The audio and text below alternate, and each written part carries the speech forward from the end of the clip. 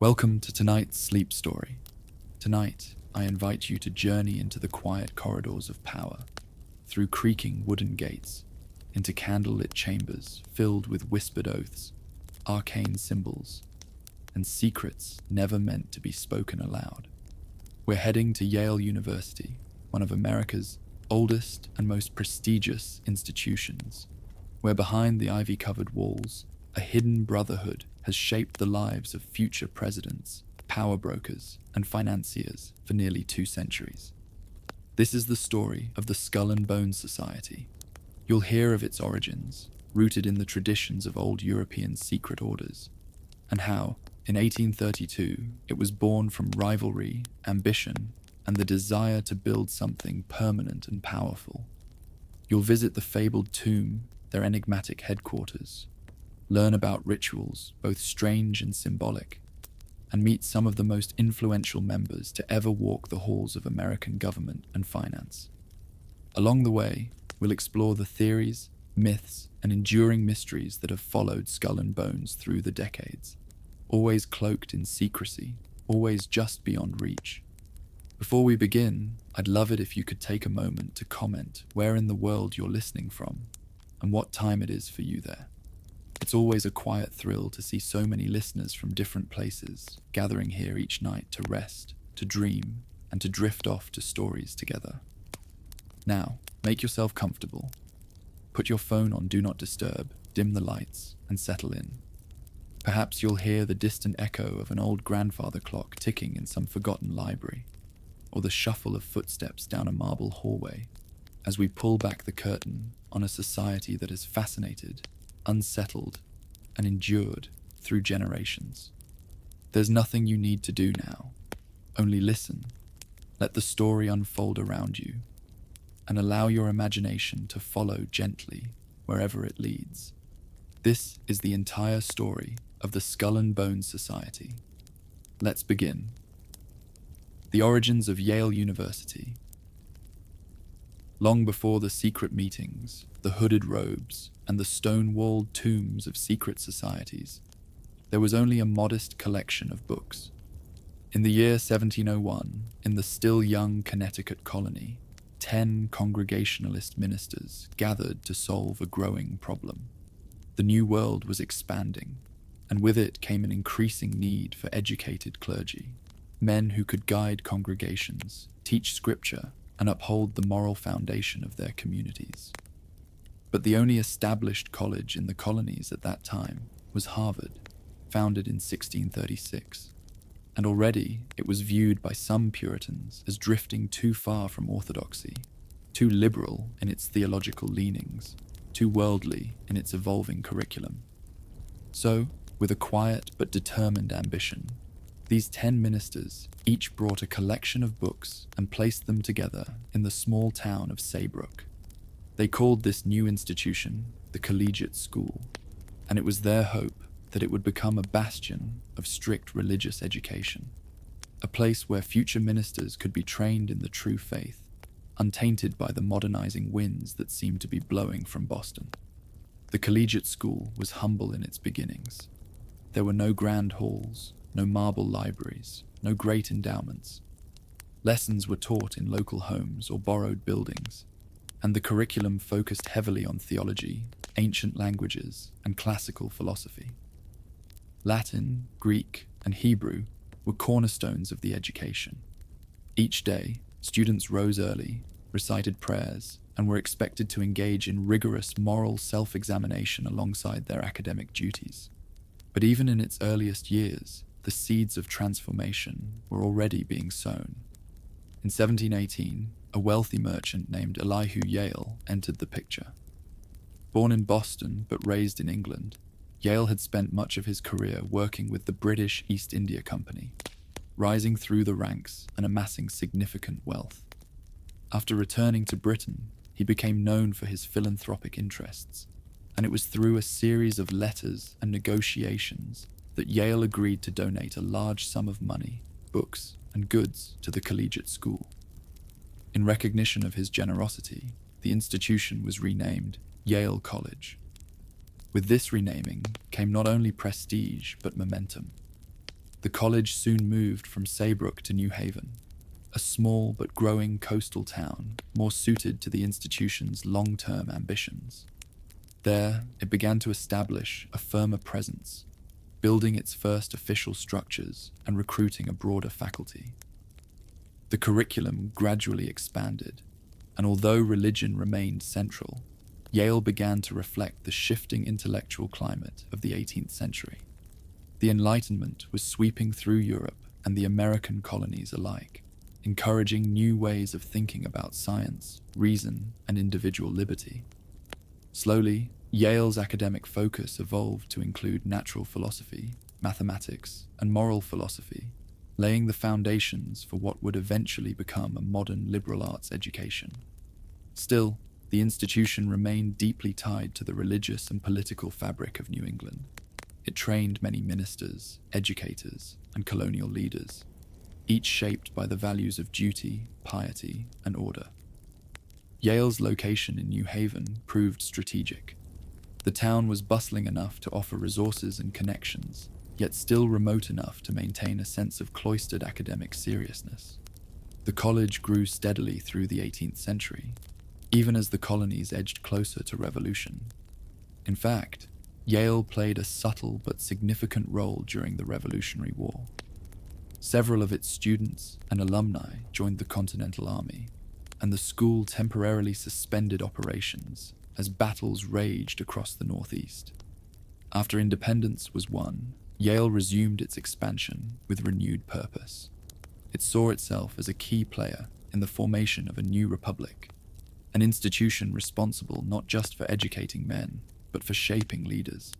With the 19th century came more formalization, new departments, increased enrollment, and the birth of traditions that would come to define the American collegiate experience. By the 1820s, Yale had developed a reputation as one of the finest colleges in the country.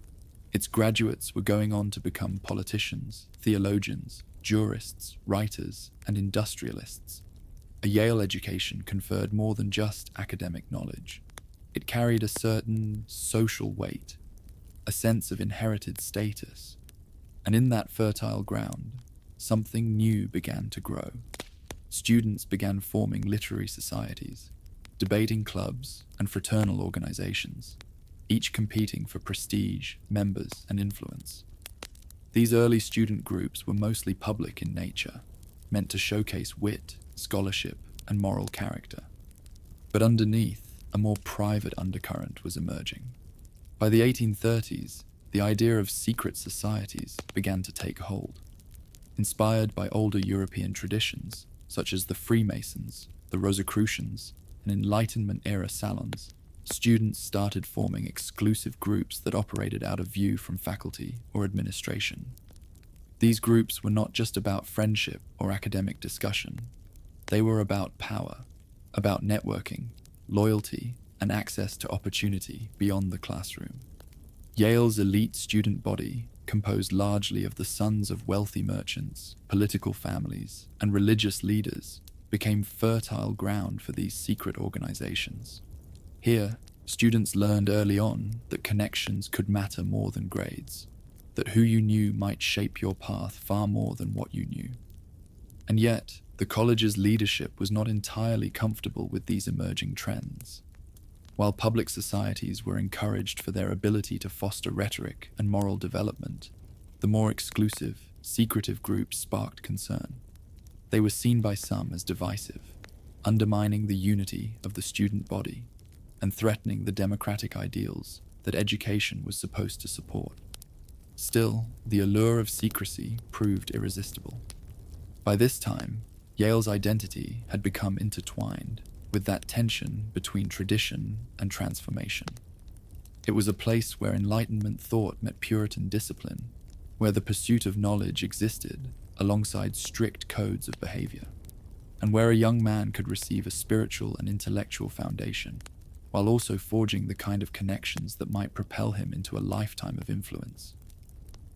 In 1832, amid this atmosphere of rising competition and quiet ambition, a new society would be born, one that would take the concept of secrecy, symbolism, and structure to a new level. It would become the most legendary and controversial student society in American history, and its name was Skull and Bones. But to understand why such a group could thrive, to grasp how it came to shape generations of elite leaders, we must remember the unique environment from which it emerged. Yale was not merely an academic institution. It was a breeding ground for hierarchy, a testing ground for those who would go on to lead churches, cities, businesses, and nations. Its students were not drawn randomly from the population. They came from families of standing, wealth, and ambition. They carried with them a sense of destiny, and within that context, it made sense that some would seek to formalize their networks, to swear oaths, to guard rituals, and to create a shared language known only to those deemed worthy. What began with a modest stack of books in a Connecticut village had, by the early 19th century, become a crucible of American leadership. The campus itself reflected this evolution. Grand brick halls now lined the streets of New Haven, with Gothic windows and carved archways watching over the green lawns and cobbled paths. Professors wore black robes. Latin still echoed in the chapel. The spirit of learning was alive, but so too was the spirit of quiet ambition. Here, the story of Skull and Bones begins, not in shadow, but in prestige, in the belief that the future belonged to those who could combine intellect with loyalty, discretion, and legacy. Yale was no longer just a college. It was a gatekeeper, a place where generations would pass the torch from one to the next. And in time, within the walled courtyards and candlelit dormitories, that torch would be carried behind closed doors, under a banner marked not with a name, but with a symbol, a skull, 2 crossed bones, and the number 322. But for now, as we leave this first chapter, we rest in the halls of early Yale, before the society, before the whispers and legends. A time when books were sacred, silence was virtue, and the seeds of power were just beginning to root themselves in the fertile ground of America's rising class. The birth of secret societies. To understand the rise of Skull and Bones, one must first travel deeper into the shadowed roots of something older and more elusive. Not a single society, but an entire tradition of concealment, symbolism, and selective brotherhood that stretched far beyond the walls of Yale. It is a story that winds through ancient initiation rites, medieval guilds, enlightenment salons, and the growing hunger for belonging and meaning in a changing world. It begins not in Connecticut, but in the civilizations of long ago. Throughout history, humans have formed closed circles, groups built not only on shared values or causes, but on secrecy. In ancient Egypt, knowledge of the afterlife was reserved for priests and initiates. In Greece, the Eleusinian mysteries offered sacred rites known only to those deemed worthy, ceremonies so deeply guarded that their contents were never revealed, even under threat of death. In Rome, mystery cults flourished in the shadow of the official state religion, offering deeper spiritual experiences, accessible only through quiet initiation and unwavering loyalty. These societies often served dual purposes. On the surface, they were religious, social, or philosophical in nature. But beneath, they offered something more intangible, a sense of identity, order, and power. A place where members could transcend the common crowd and become part of something enduring, something sacred. As Europe entered the medieval period, these ideas persisted, though they changed in form. With the rise of craft guilds, stonemasons and artisans began to create fraternities of skilled laborers. These were not merely trade organizations, but communities of shared secrets, tools, and symbols. The architecture of secrecy became more refined. Passwords, handshakes, and rituals became commonplace, tools to ensure trust, continuity, and cohesion across generations. And then, as the Renaissance unfolded, something shifted. The revival of classical learning and the flowering of intellectual inquiry gave birth to new societies, not based on craft or religion, but on ideas. In the 17th and 18th centuries, secret societies began to emerge across Europe, combining mystical traditions with philosophical pursuits. The Rosicrucians, for example, blended alchemy, Hermeticism, and esoteric Christianity into a quiet network of thinkers who believed in enlightenment through hidden knowledge. And perhaps the most famous of all were the Freemasons. The Freemasons arose out of the old stonemason guilds, but by the Enlightenment era, they had transformed into something more symbolic. They constructed an elaborate system of lodges, degrees, and rituals. Their members were often drawn from the upper classes: nobles, philosophers, merchants, and politicians. Their symbols, such as the square and compass, alluded to moral guidance and divine geometry. And although they often claimed to be apolitical, Masonic lodges became fertile ground for the exchange of revolutionary ideas, from Paris to Philadelphia. In a time when monarchies clung to power and the church resisted change, secret societies offered a protected space to imagine new futures. By the late 18th century, these traditions had begun to cross the Atlantic. As the American colonies developed, so too did their intellectual culture. Universities were modeled after European counterparts, and young men of privilege sought not just education, but belonging, a place to form bonds, test ideas, and shape their futures beyond the classroom. The same drive that had given birth to guilds and lodges now began to shape the American collegiate landscape. It started subtly. At institutions like Harvard, Princeton, and especially Yale, students formed literary societies, debating groups, and fraternal clubs. These were often public in nature, focused on improving oratory skills, exploring philosophy, and engaging in spirited yet structured discourse. Names like Linonia and Brothers in Unity emerged at Yale as early as the mid-1700s, fostering lively debate and intellectual growth. But within these groups, competition often brewed. Prestige mattered, reputation mattered, and slowly the idea of more exclusive circles began to take hold. These new groups were not advertised in pamphlets or discussed openly in class. They met quietly, sometimes off campus, and adopted elements drawn from their European predecessors. They created initiations, rituals, oaths of secrecy. Some used Latin mottos, ancient symbols, or codes of behavior that marked members as distinct from the broader student body. Their very secrecy became a badge of honor, a suggestion that what happened behind those doors was important, perhaps even powerful. By the early 1800s, college secret societies had become an established tradition in American higher education. At Union College in New York, a group known as Kappa Alpha was founded in 1825, widely considered the first Greek letter fraternity in the United States. It inspired a wave of similar organizations across campuses, each blending social bonding with ritualistic structure. These early fraternities were not quite as mysterious or rigid as European lodges, but they shared the same basic elements: exclusivity, initiation, a shared mythology, and a network that extended beyond graduation. Still, something unique was stirring at Yale.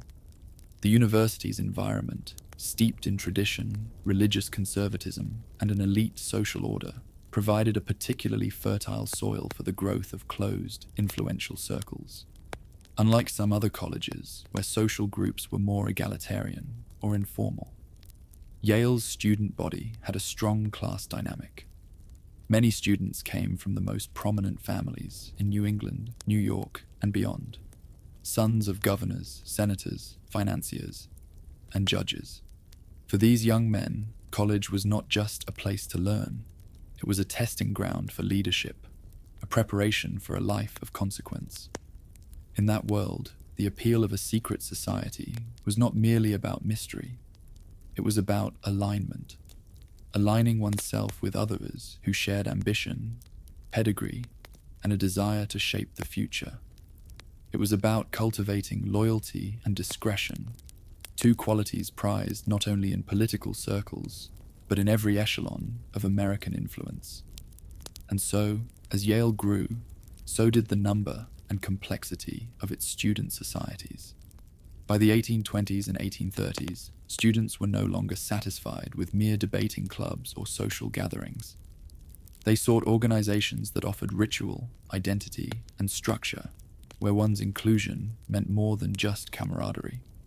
The societies became more hierarchical, more serious.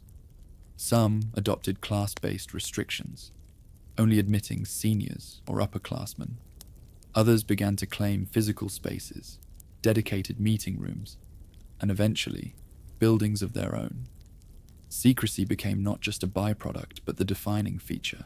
In an age when newspapers printed detailed graduation speeches and professors held public lectures, these societies operated entirely out of sight. Their membership rolls were concealed. Their meetings were rumored, never confirmed. Their insignia appeared subtly carved into furniture or scratched onto windows, left as ghostly reminders that something hidden lived among the academic routine. The broader Yale community responded with a mixture of curiosity, suspicion, and envy. For some, these societies represented an unwelcome elitism, a further separation between the privileged few and the rest. For others, they were aspirational. To be tapped, that is, selected to join, one of these societies became a mark of distinction, a signal that a student had been recognized by his peers as someone of promise. By the early 1830s, several such societies existed at Yale, each with its own identity, structure, and criteria. But none had yet achieved true dominance. None had fully fused the European traditions of secrecy with the American drive for legacy and institutional power. That was about to change. In the spring of 1832, after a contentious dispute over student honors and society elections, a new group would form, not as an imitation, but as a response. It would borrow from the Freemasons and the Rosicrucians. It would use symbols meant to echo ancient orders. It would have a building of its own, rituals of its own, and, most importantly, a mission that extended beyond the walls of Yale. This society would imagine itself not just as a student group, but as a lifetime network, one that would grow in strength and secrecy with each passing generation. But that is a story for the next chapter. For now, we linger in this moment, on the cusp of something new. The world of 19th century Yale is rich with tension and possibility. Beneath the lectures and chapel services, beneath the rows of Latin texts and the careful grooming of future ministers and lawyers, there is another current, one of ambition, competition, and quiet alliances. Young men walk the halls with secrets on their tongues and symbols etched into their notebooks. They exchange glances, notes, and gestures known only to a select few. In that quiet underworld of campus life, a new tradition is taking root. The age of the American secret society has truly begun. The founding of Skull and Bones. It was the spring of 1832, and tension hung in the air at Yale College like dust in a sunlit chapel. The academic year was drawing to a close, and with it came the usual rituals of transition: examinations, speeches, senior honors, and the final votes that would determine who among the graduating class would receive the most coveted accolades. But this particular year was different. A dispute had erupted, quiet at first, then increasingly bitter, over the election of members into one of Yale's oldest debating societies. The society in question had long held influence over who would be awarded academic honors, who would speak at commencement, and who would be remembered as the brightest lights of their class. But in 1832, the process turned divisive. Accusations of favoritism, backroom deals, and broken traditions began to swirl. Promising students felt overlooked. Others, seeing their peers rewarded not for merit but for social standing, grew disillusioned. Among the discontented was a young man named William Huntington Russell. He was no ordinary student. Born into a distinguished New England family, Russell was the son of a Connecticut politician and descended from early Puritan settlers. He was serious, studious, and precise, known for his disciplined habits and quiet intensity. Unlike some of his wealthier classmates, Russell had not coasted into Yale on family name alone. He had earned his place through diligence and determination, and he watched the corruption of Yale's honor system with growing unease. But Russell was also ambitious. He believed that leadership was not just a privilege, it was a responsibility, and he feared that Yale, in its current form, was beginning to betray the very ideals it claimed to uphold: integrity, brotherhood, and excellence. The university was producing men of knowledge, yes, but was it producing men of character? He wasn't alone in his concern. Another student, Alphonso Taft, shared Russell's frustrations. Taft came from Vermont and would later go on to serve as a U.S. Attorney General, Secretary of War, and ambassador to Russia and Austria-Hungary. At Yale, he was thoughtful and introspective, with a philosophical bent. Like Russell, he saw the system of student recognition and advancement as deeply flawed, controlled by a narrow circle of students more interested in reputation than substance. Together, Russell and Taft began to imagine something new. What if, they wondered, there could be an organization at Yale that stood above the petty infighting and the public pageantry of other societies? What if there was a group that selected its members not through campus politics, but through silent, deliberate recognition of potential? A society that operated not in the open, but behind closed doors, not for the sake of glory, but for the cultivation of power, discipline, and loyalty. They envisioned an elite order, one that would bind its members not just for the duration of college, but for life. That same spring, while the disputes over honors continued to ripple across campus, Russell traveled abroad. He went to Germany, a country still divided into kingdoms and duchies, but intellectually vibrant, home to some of the most influential philosophers and scholars of the age. There, Russell encountered the German student corps, fraternal orders at European universities that combined intense loyalty with ritualized tradition. These groups were not mere clubs. They were ancient, serious, and bound by codes of conduct that dated back generations. Members engaged in duels, memorized mottos, and swore lifelong allegiance to their cause. Some even carried scars on their faces as marks of honor and brotherhood. Russell returned to New Haven inspired. He brought with him not only ideas, but a model, an architecture of ritual, symbolism, and structure that he would soon weave into something entirely new on American soil. Alongside Taft and several like-minded students, he set about creating a society unlike anything Yale had seen before. A society that would answer not to the student body, not to faculty, but only to itself. They called it the Order of Skull and Bones. Its first meeting was held in 1832, in a room borrowed from a local building off campus. The founding members were 15 seniors, handpicked by Russell and Taft, men they believed embodied the values of intelligence, discretion, and potential. From the very beginning, these men referred to themselves not simply as members, but as Bonesmen. Unlike the literary or debating societies of the day, Skull and Bones made no attempt to recruit broadly. It invited only a select few, and once chosen, a new Bonesman would undergo an initiation ceremony, a rite of passage cloaked in mystery, theatricality, and intense emotional weight. What exactly happened during these early rituals remains unclear, even now.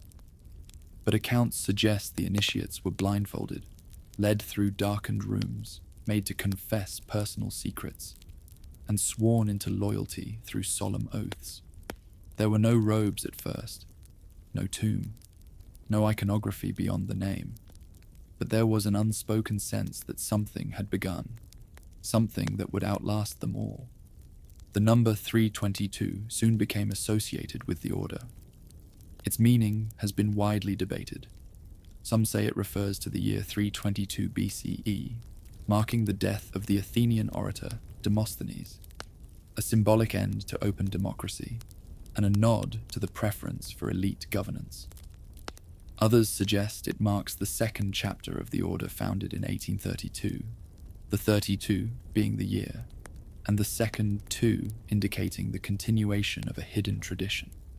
The founders never publicly explained the meaning, and in that silence, the myth only deepened. Within just a few years, Skull and Bones had carved out a niche for itself at Yale. It did not seek popularity. It did not court public approval. Its very existence depended on the cultivation of mystique. What was whispered about it became more powerful than anything written or seen.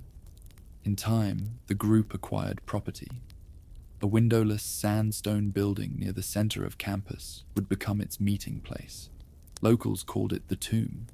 Students passed it daily, never knowing what occurred within its heavy doors. No one outside the order was allowed inside.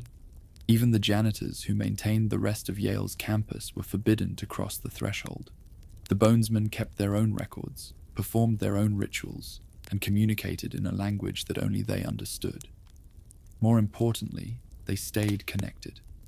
Each year, the society would tap only 15 new members from the rising senior class. These men were chosen not for grades or popularity alone, but for a mysterious combination of promise, discretion, charisma, and legacy. Some were sons of previous Bonesmen. Others were rising stars, student leaders, athletes, scholars. The group represented a kind of parallel hierarchy, separate from the university's official honors system. And yet, for many, it was the more powerful one. The 15 graduating seniors from each year remained bound to the order for life. Upon entering the world beyond Yale, they kept in contact with older Bonesmen, forming a quiet but formidable network of influence that stretched into politics, business, media, and law. The society even had a nickname for those who had graduated: patriarchs. Their influence was said to be vast, but always veiled, never spoken of openly, never flaunted. By the end of the 19th century, the idea that Skull and Bones was more than just a college group had become widely accepted. But back in the 1830s, none of this was certain. The founding was a gamble, a leap of imagination, a challenge to the prevailing model of student leadership. Russell and Taft did not merely start a club. They laid the foundation for a dynasty of secrecy, built on rituals borrowed from Europe, refined through American ambition, and bound by an unwavering commitment to loyalty and legacy. That first group of 15 men likely could not have foreseen what would follow, how their quiet meetings in rented rooms would, in time, lead to the construction of a private fortress, how the symbols they sketched on parchment would one day be engraved in stone, how the vows they made in youthful idealism would echo through halls of power for generations. But they believed in the idea. They believed that the greatest influence is often the quietest. That legacy is not built in the spotlight, but in whispered conversations, handwritten letters, and unseen decisions. That those who move carefully behind the curtain often shape more than those who stand in front of it. And so, in the spring of 1832, behind locked doors and veiled glances, Skull and Bones was born, not with fanfare, but with intention. It was created to endure, to bind, to remember, and to quietly shape the future, one carefully chosen man at a time. Rituals, robes, and symbolism. Step through the gates of Yale's old campus on a quiet, mist-covered evening, and your eye may wander to a building that reveals nothing of its purpose. Constructed from windowless, foreboding sandstone, and nestled inconspicuously among lecture halls and dormitories, the structure is squat and silent, like a sentinel standing watch over centuries of secrets. Locals and students alike have long referred to it simply as the Tomb. Its presence is oddly haunting, not because of anything overtly ominous, but because of the overwhelming sense of what remains unseen. This is the ceremonial heart of the Order of Skull and Bones. Inside its stone walls, far from the lecture halls and open courtyards of Yale, rituals unfold that very few have ever witnessed. What occurs within is shielded by decades, now nearly 2 centuries, of unbroken secrecy. And yet, over time, fragments have surfaced. Whispered stories from former members, passing observations from curious onlookers, even rare leaked documents or photographs. From these, we may piece together an impression, not a complete picture, but a dimly lit glimpse of the inner world of Skull and Bones. At the center of that world is ritual. From its earliest years, the society has anchored itself in symbolic ceremony, elaborate rites of passage, and theatrical traditions designed to strip away the outer layers of identity and replace them with something deeper. These rituals are not simply decorative, they are transformative. They serve a function that is both social and psychological, to bind the members to one another, to the society itself, and to the idea of legacy. Every spring, a new group of 15 juniors at Yale are selected, tapped as the tradition goes. The tapping ceremony is its own kind of ritual. In hushed tones and with deliberate formality, current members extend an invitation to those they deem worthy. There are no applications, no interviews, only a discreet approach, a spoken offer, and a brief window in which to accept or decline. Those who say yes are inducted during the following academic year, and it is then that the society's private world is unveiled. Upon entering the tomb for the first time, initiates are believed to encounter a series of spaces, each designed not for comfort, but for symbolism. There are low-lit rooms lined with portraits and relics, long tables where meals are held in silence, and altars upon which certain rites are performed. There is a chamber for debate, a chamber for confession, and another for what is referred to, sometimes only obliquely, as rebirth. The initiation ceremony is the most shrouded of all.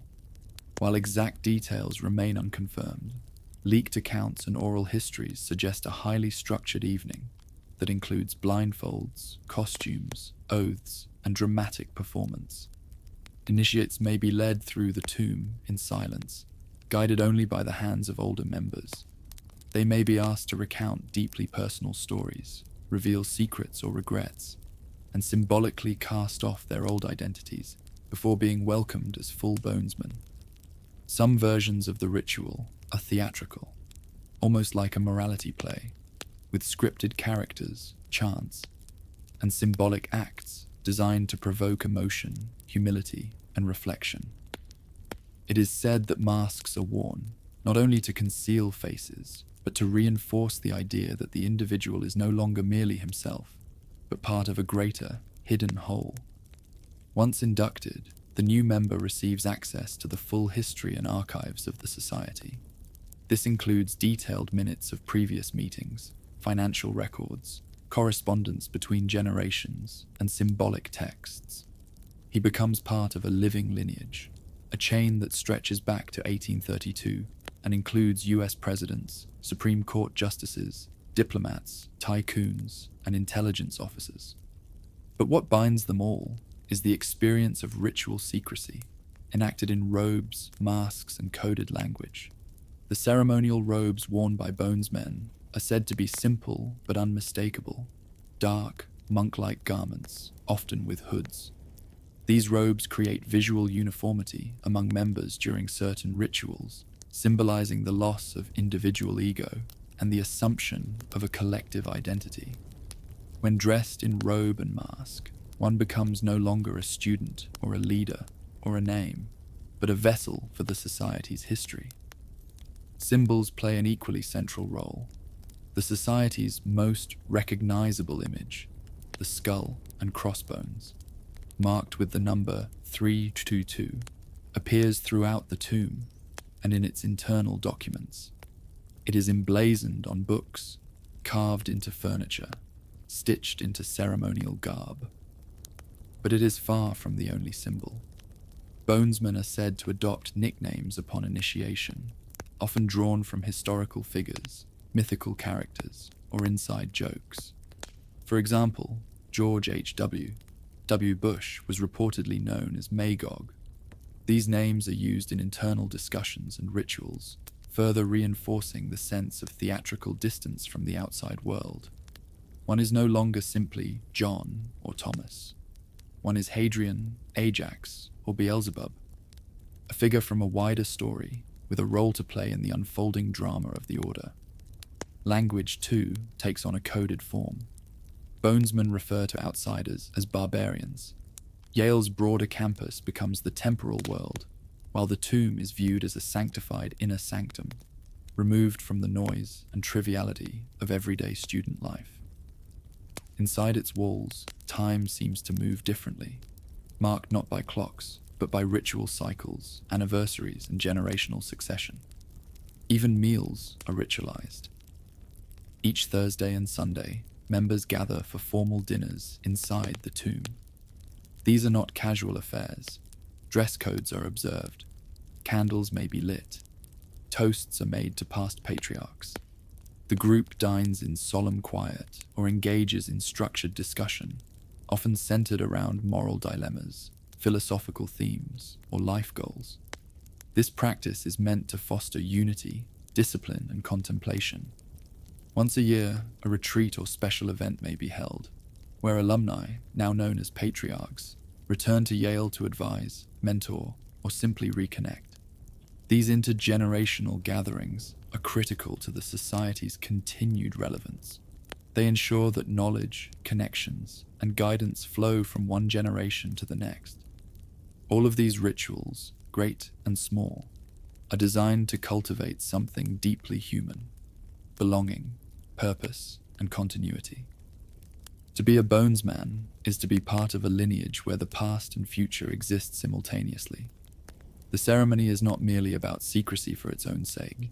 It is about meaning, crafting an experience so distinctive, so cloaked in symbolism, that it imprints itself on the psyche. The society becomes a parallel identity, a compass, and a lifelong fraternity. This structure of secrecy, however, also invites speculation from the outside. Over the years, rumors have emerged, some grounded in observation, others in fantasy. Stories of occult rituals, stolen relics, or mock executions have made their way into pop culture and conspiracy forums alike. A persistent claim holds that Skull and Bones once housed the stolen skull of Geronimo, the famed Apache leader, inside the tomb. A lawsuit filed by Geronimo's descendants in 2009 even named Bonesmen among the defendants, though the case was later dismissed. It is impossible to say with certainty where fact ends and myth begins, but perhaps that is by design. In the world of Skull and Bones, mystery is a kind of currency. The more the outside world speculates, the stronger the society's image becomes. Its rituals are not only about what happens behind closed doors, but about how those closed doors appear to the world. To this day, no comprehensive record of a Bonesman ritual has been published by a confirmed member. And among those who have spoken, most offer only fragments, partial memories, ambiguous details, or deliberate misdirection. Loyalty is expected, silence is honored, and so the rituals continue, as they have for nearly 2 centuries. Each spring, 15 new members step into the shadows of the tomb, guided by candlelight and tradition. They shed the skin of ordinary student life and don robes passed down through generations. They speak names not their own. They sit at long tables beneath the gaze of portraits whose eyes never blink. They take oaths. They light flames. They listen.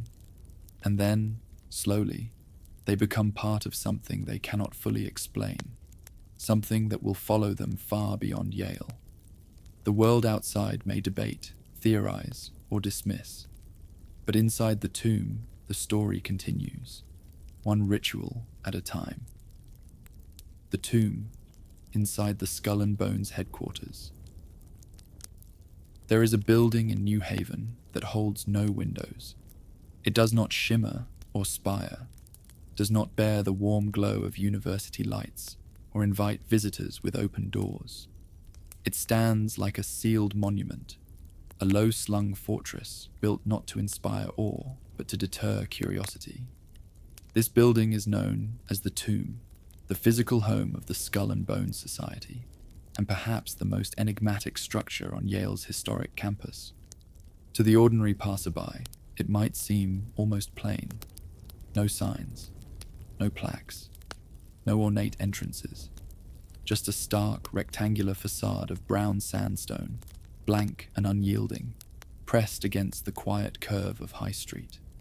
There are no windows, and if there are noises from within, they do not reach the street. The walls are thick, the doors reinforced. Even in the age of digital transparency, the tomb remains utterly opaque. But within those walls lies a world meticulously crafted, rich with ritual, history, and myth. A world almost entirely removed from the flow of daily life outside. The building was first constructed in 1856, nearly 25 years after the founding of Skull and Bones. Until then, the society had met in rented rooms or borrowed locations around New Haven.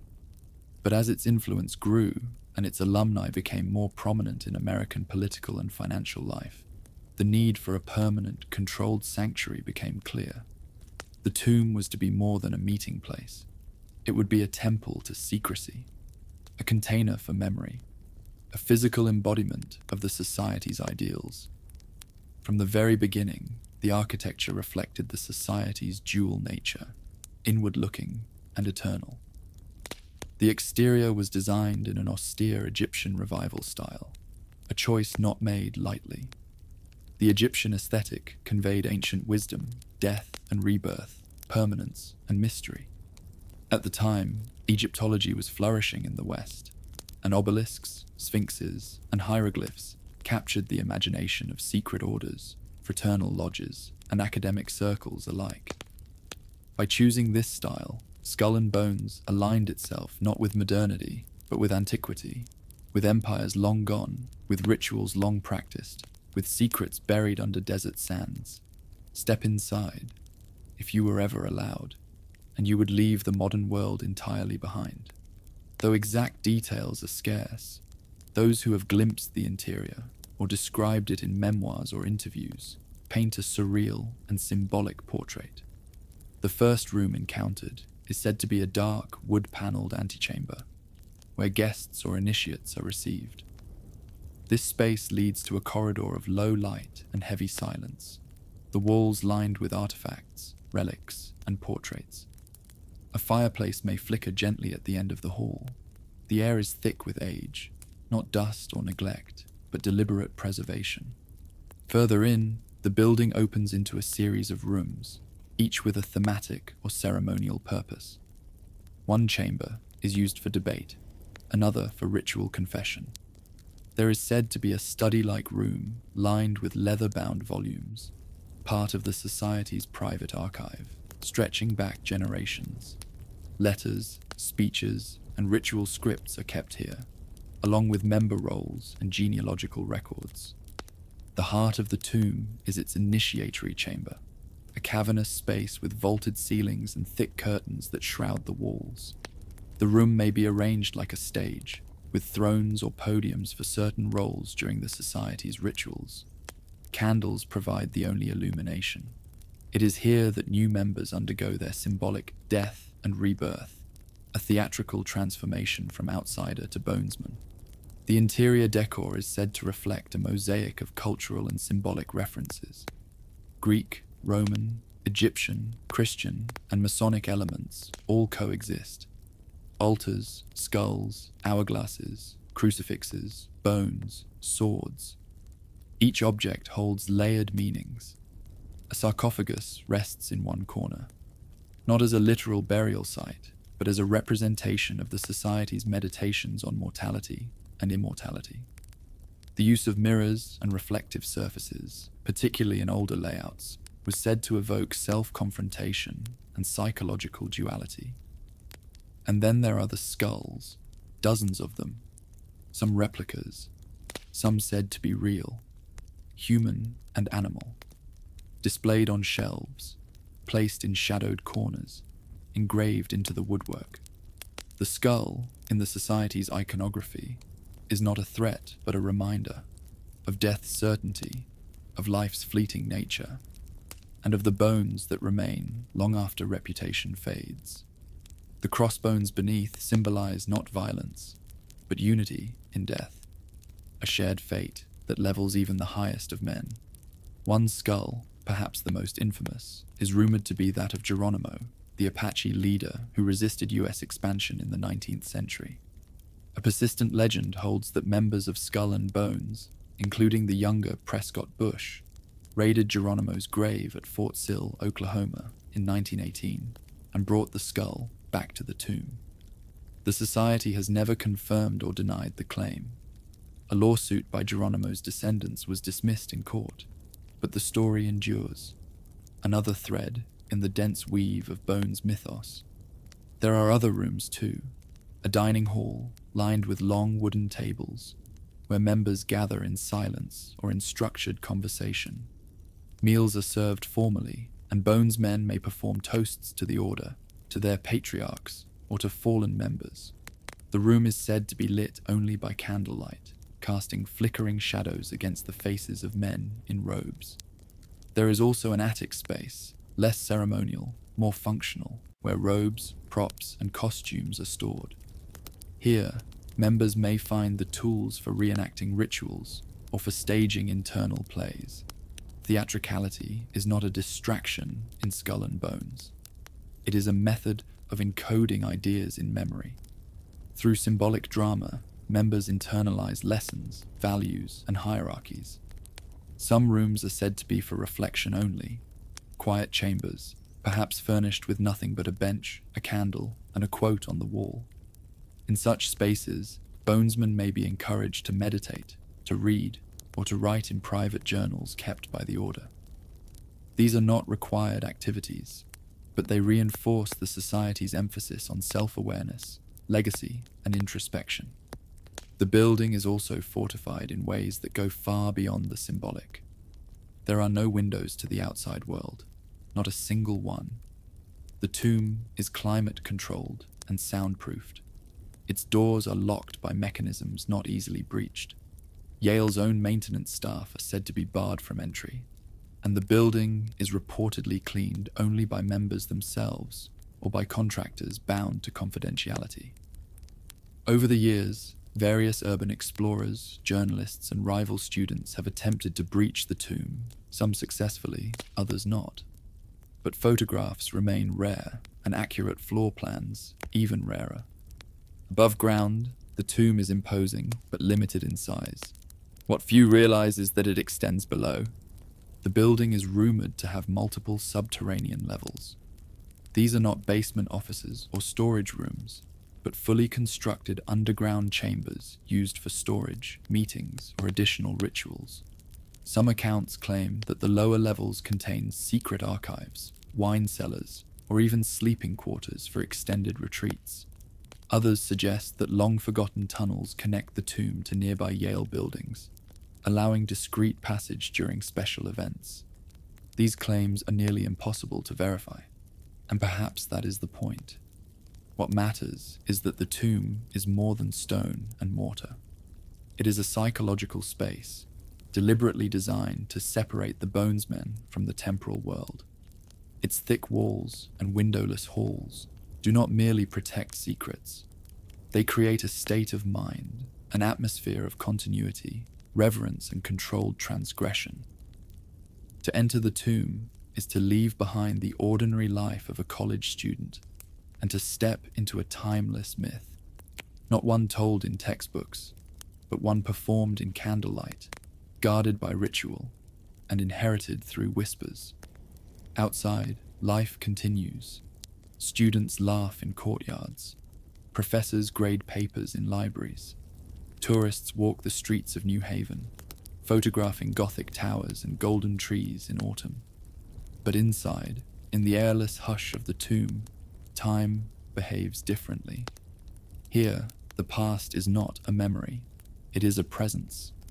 It lives in the scent of old wood and wax, in the texture of robes passed from one generation to the next, in the echoes of chants repeated since the 19th century.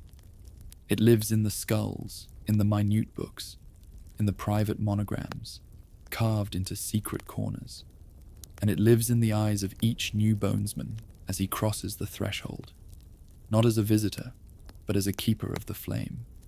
No camera has captured its essence, no map has charted its full dimensions, and no explanation, however detailed, can substitute the experience of standing inside the tomb. It is not just a building, it is a portal to identity, to legacy, and to the strange, enduring power of secrecy itself. The Bonesmen, hierarchy, and terminology. Inside the tomb, time bends in quiet ways. The walls do not speak, and yet they have listened for nearly 2 centuries. Every corner of the society's inner world is shaped by structure, by carefully ordered roles, an unspoken chain of command, and a lexicon known only to those within. In Skull and Bones, names are not what they seem, ranks are not always earned in public, and the language of the society forms an entire world apart from Yale's bustling campus just outside. To be a Bonesman is not merely to join a club or wear a robe. It is to assume a role in a private hierarchy, one designed to reflect not only the duties of the present, but the rituals of the past. The society is structured not with traditional titles, president, secretary, treasurer, but with names pulled from myth, religion, warfare, and shadowed history. These titles are theatrical, symbolic, and deliberately obscure. They carry weight not in bureaucracy, but in identity. At the top of the undergraduate group sits the Knight of Euloga. The Knight is, effectively, the leader of the active Bonesmen during the academic year, a senior member chosen from among the tapped class who oversees meetings, rituals, and internal decisions. The title is ceremonial, but the responsibility is real. The Knight of Euloga leads initiation ceremonies, moderates internal disputes, and holds the confidence of both active members and older alumni. The name Euloga may derive from a cryptic translation of eulogy or blessing, suggesting that the knight serves not as a ruler, but as a voice, both of judgment and of legacy. Beneath the knight are other officers, each with their own title and symbolic function. These roles vary slightly over time, but certain patterns endure. There is the little devil, often thought to be a kind of vice chair or master of ceremonies. During initiations, the little devil may perform the role of provocateur, leading initiates through psychological or theatrical challenges, forcing them to confront discomfort, vulnerability, or reflection. This role is not one of cruelty, but of transformation. The devil strips away masks so that new ones may be chosen. Then there is the Don Quixote, a name pulled from the pages of Cervantes, representing idealism, absurdity, or perhaps a subtle commentary on the illusion of self. The person who takes this title may act as the society's moral mirror, encouraging debate, playfulness, and introspection. In some traditions, Don Quixote challenges the order from within, not to break it, but to test its strength.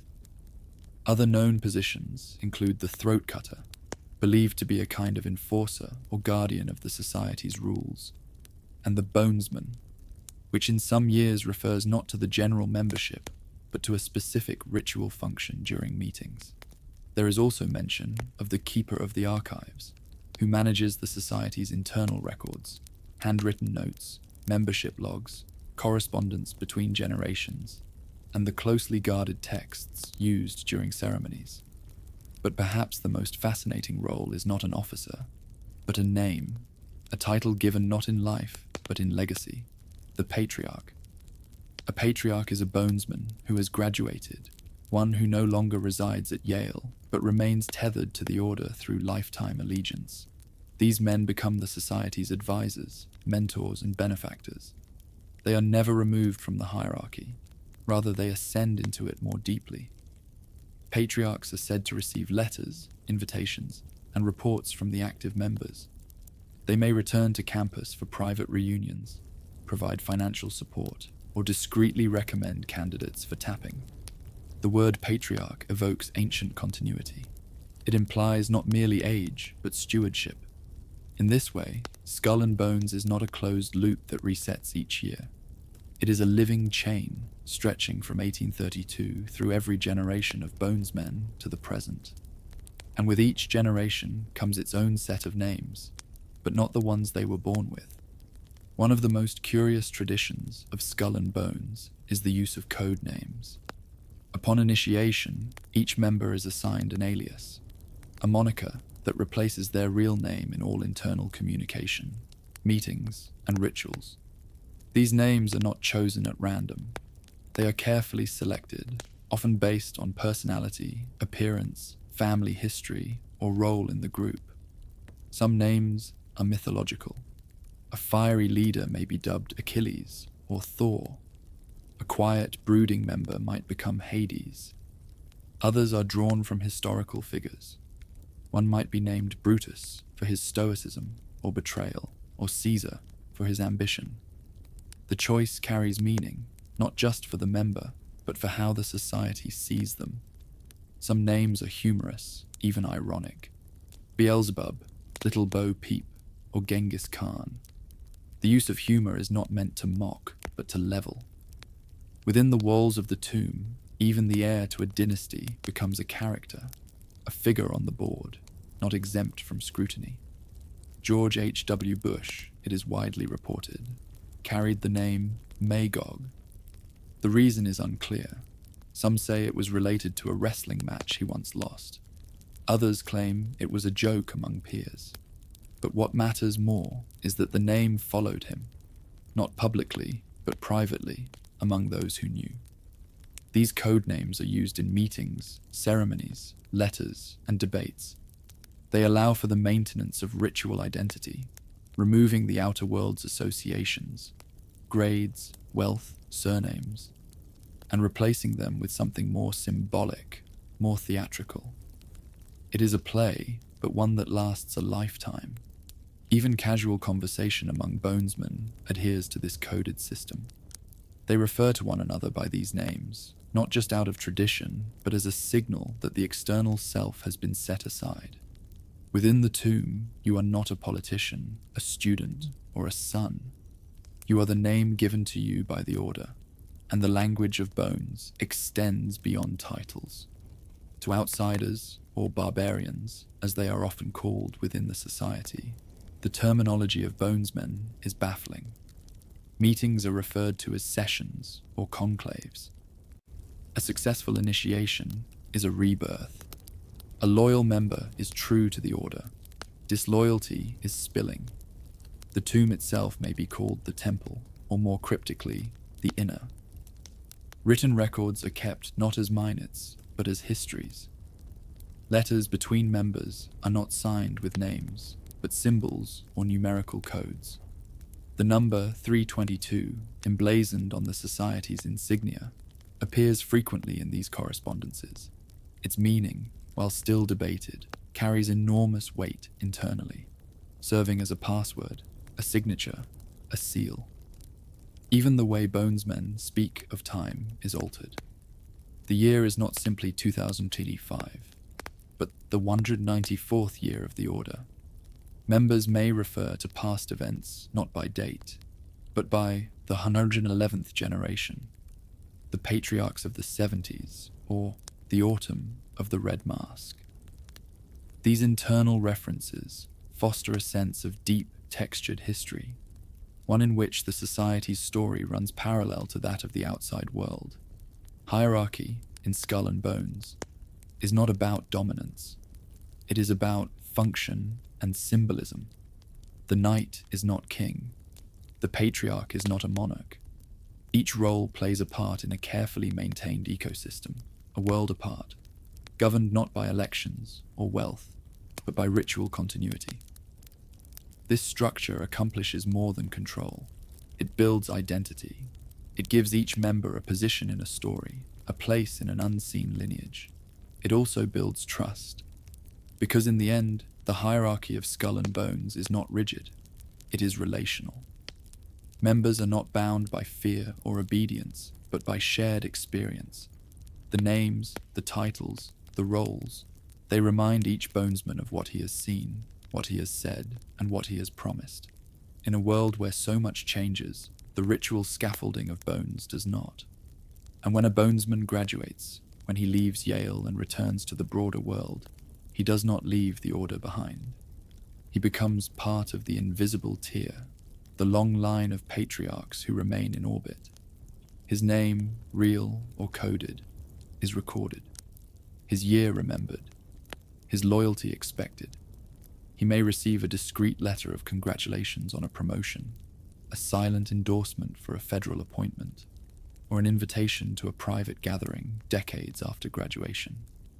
And when he enters the tomb again, as an older man in a dark coat, perhaps under the grey November sky, he walks through the doors not as a stranger, but as Magog, or Zeus, or Odin, whatever name he once carried. And those inside will know him not by title or fame, but by his role in the story they now continue. In this way, Skull and Bones is not simply a society. It is a language, a hierarchy, a theatre, and a legacy, held together by the strange and ancient power of names. The influence on Yale and student life. Long before the age of smartphones, electric lights, or even widespread railways, there was Yale, a university whose traditions ran deeper than its foundations, and whose students carried not just books, but legacies on their shoulders. Into this world of hymns and Latin mottos, stiff collars and quiet ambition, the order of Skull and Bones emerged like a whisper.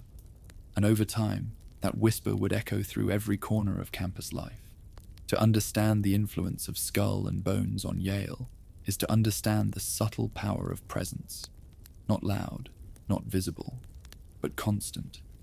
Even in its earliest decades, the society cultivated an aura of exclusivity, selecting only 15 seniors each year. In a college where class sizes were small and students lived, studied, and ate in tight proximity, everyone noticed who was tapped. The choices were dissected in dormitories, whispered about on walks between buildings, and quietly envied across long dinner tables. The members never spoke of it, not publicly. That was the rule. But their silence only fueled the fascination. For the average Yale student, Skull and Bones was both myth and reality. The tomb stood in plain sight, but no one was permitted to enter. Rumors about rituals spread quickly and yet were never confirmed.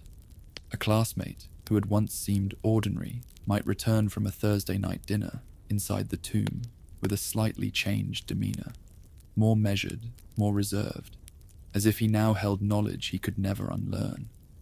And slowly, year by year, generation by generation, Skull and Bones began to cast a long shadow over the rhythms of student life. It began with the tap day ritual, held each spring. On this day, the current Bonesmen would emerge from secrecy to select the next class. The event was public in structure, private in meaning.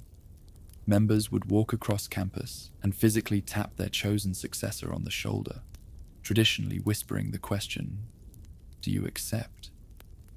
A nod, and it was done. The ritual has evolved over time, at certain points formalized, at others more discreet, but its emotional charge remains. For those selected, it marks the beginning of something significant. For those passed over, it may spark years of silent reflection. Tap Day, more than anything, became a cultural flashpoint. It wasn't just about who was chosen. It was about what that choice represented. Bonesmen were often drawn from the most prominent and visible corners of campus. Athletes, editors, student leaders, top scholars, charismatic personalities, or those with notable family connections.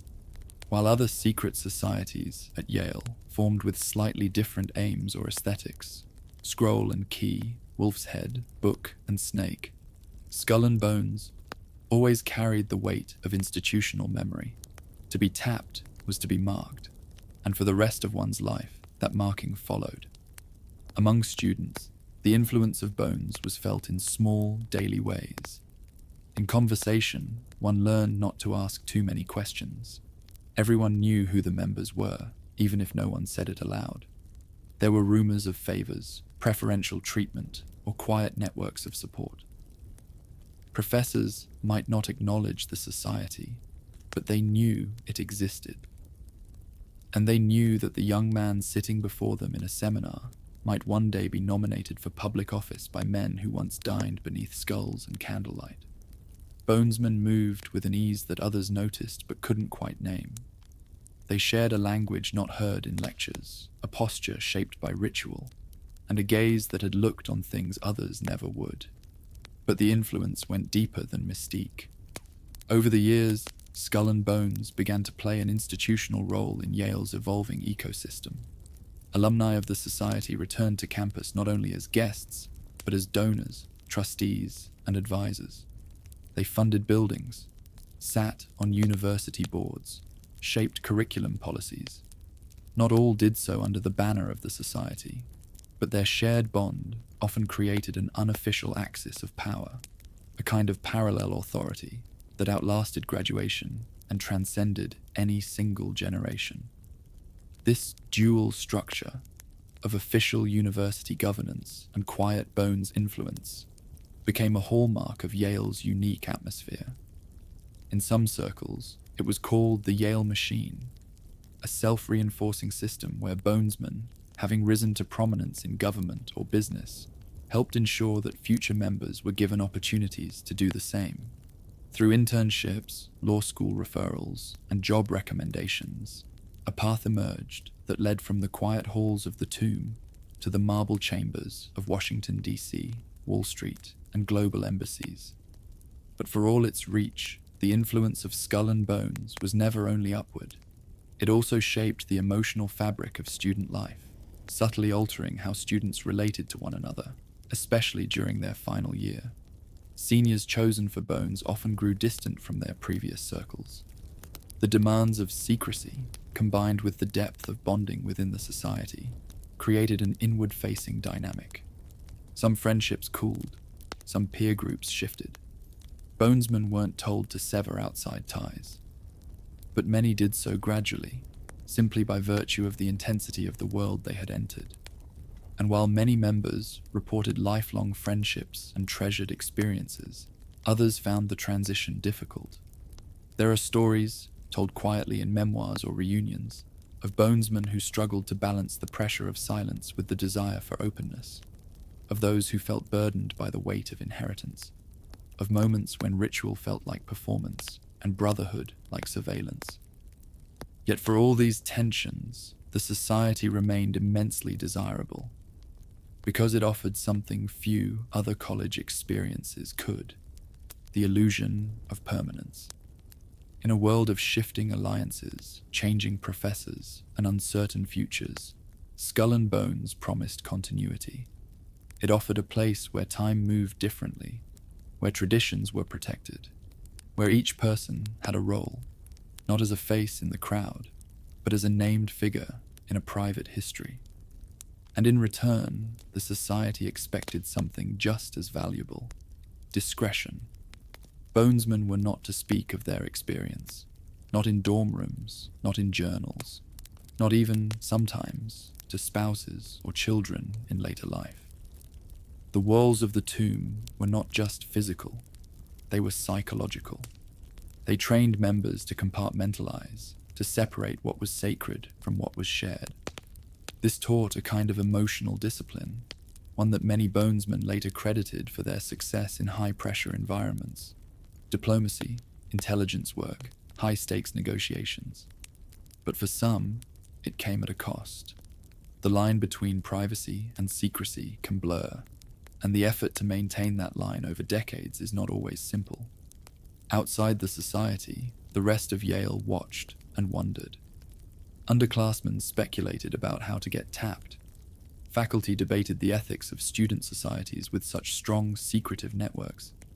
Other societies rose in reaction to Bones, some embracing openness, others matching its exclusivity. In this way, Skull and Bones didn't just influence Yale by existing, it influenced Yale by shaping the behavior of others. Its presence forced students to consider hierarchy, loyalty, ambition, and belonging in ways they might not have otherwise. It gave rise to imitation, resistance, and reflection.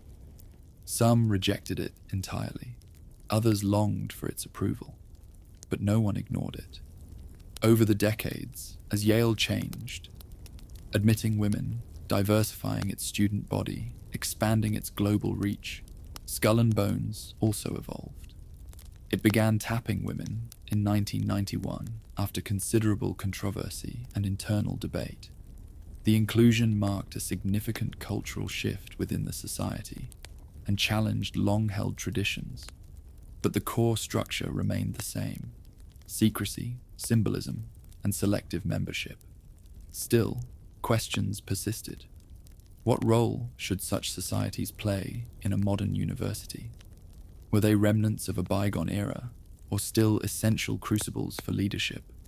Yale itself never formally recognized or funded Skull and Bones, but neither did it condemn it. The university's relationship with the society was one of detached coexistence, an acknowledgement without endorsement. In the 21st century, Skull and Bones remains part of the invisible architecture of Yale. The tomb still stands. Tap day still occurs. Students still glance sideways when a classmate disappears on Thursday nights. And across campus, amid the digital screens and electric lights, the old traditions endure, not in conflict with the present, but folded quietly inside it. There's something deeply human about this. In a place of constant change, where students come and go, where ideas evolve and buildings rise and fall, Skull and Bones offers a kind of continuity, a story without an ending, a world within a world.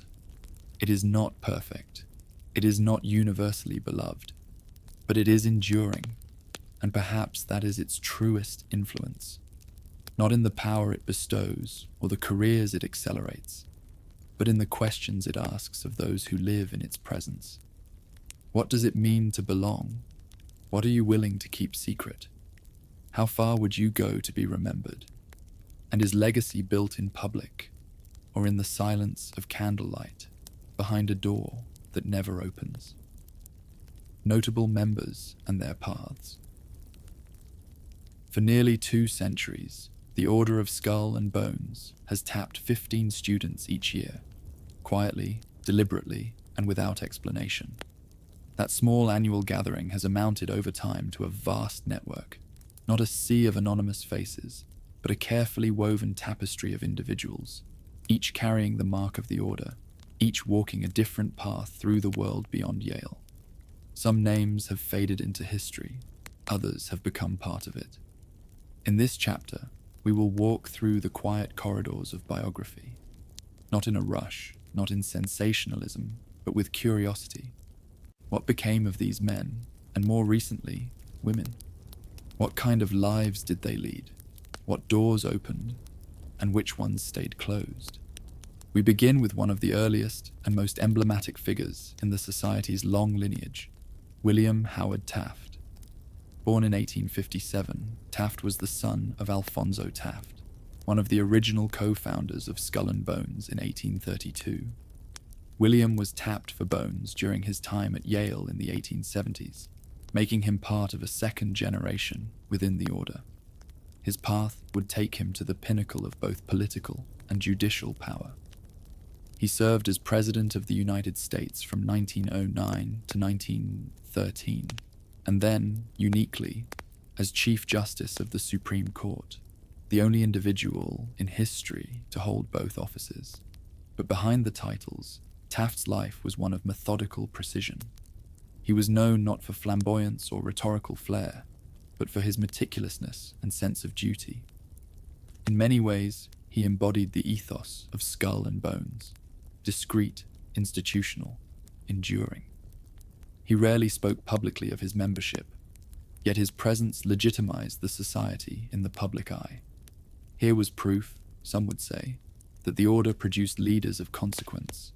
From the early 20th century onward, Skull and Bones became associated with a kind of elite continuity, not only because of who its members were, but because of where they ended up. Take Averell Harriman, for example. Tapped in 1913, Harriman went on to become a major figure in business, diplomacy, and politics.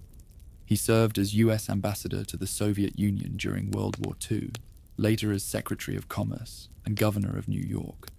His influence in shaping post-war geopolitics was significant, though often behind the scenes.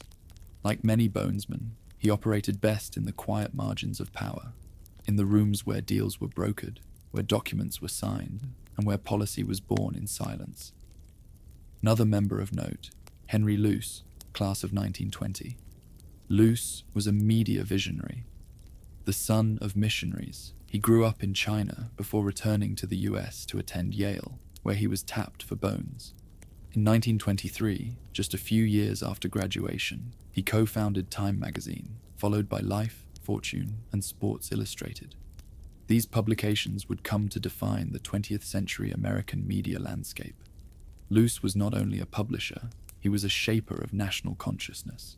His editorials were read in the Oval Office, his covers framed in boardrooms.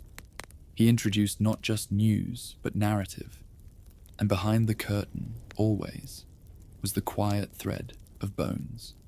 The mid-20th century brought a new wave of Bonesmen into American institutions, many of them destined for leadership in government, finance, and intelligence.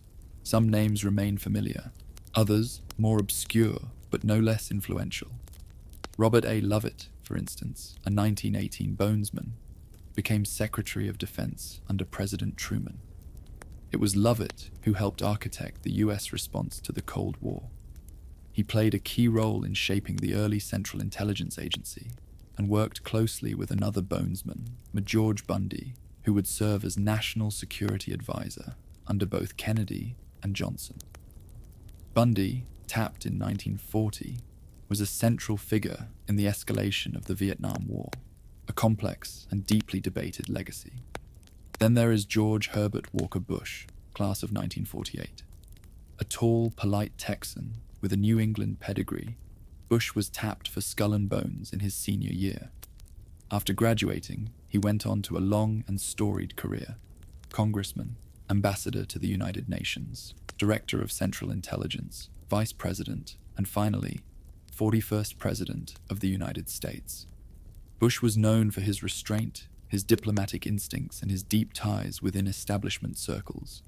He spoke little, if ever, of Skull and Bones, but his name appears in nearly every major political biography of the late 20th century, and in nearly every conversation about the enduring reach of the order. His son, George W. Bush, class of 1968, would also be tapped for Bones. Their shared membership became a flashpoint of national conversation during the 2004 US presidential election, when both major candidates, George W. Bush and John Kerry, class of 1966, were revealed to be Bonesmen. It was, and remains, a striking moment. Two men vying for the highest office in the land, both products of the same secret society. When asked about it, both declined to elaborate. Bush simply said, "It's so secret, we can't talk about it." Kerry offered a similar deflection. And yet, for many Americans, the moment crystallized a sense that Skull and Bones was more than a college tradition. It was a pipeline to power. But not all Bonesmen became presidents or cabinet members. Some entered business, law, or academia. William F. Buckley Jr., class of 1950, went on to become the father of the modern American conservative movement, founding National Review and hosting Firing Line, a political talk show that ran for over 3 decades. Buckley's wit, erudition, and razor-sharp debate style earned him both admiration and controversy. He wore his elitism as comfortably as a tailored coat, and though he didn't trumpet his Skull and Bones membership, its influence was woven into his worldview. Others took quieter paths. There were Bonesmen who became judges, surgeons, poets, and philanthropists. Some turned inward, using the tools of the society not to shape nations, but to reflect on themselves. There are artists who painted in solitude, architects who shaped skylines, and historians who told stories not of power, but of people. Their connection to skull and bones was not a banner, but a thread, a reminder of a youthful season shaped by ritual, secrecy, and deep conversation. There are stories of discord too. Not every Bonesman remained in lockstep with the order. Over the years, some members distanced themselves from the society, either out of philosophical disagreement or discomfort with its enduring influence. One or two even broke the code of silence, speaking publicly about their experiences, albeit cautiously. Yet even these voices acknowledged the society's gravitational pull.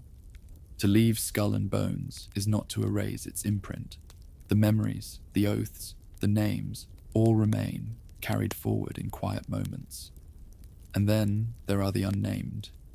The diplomats who negotiated treaties you never read about.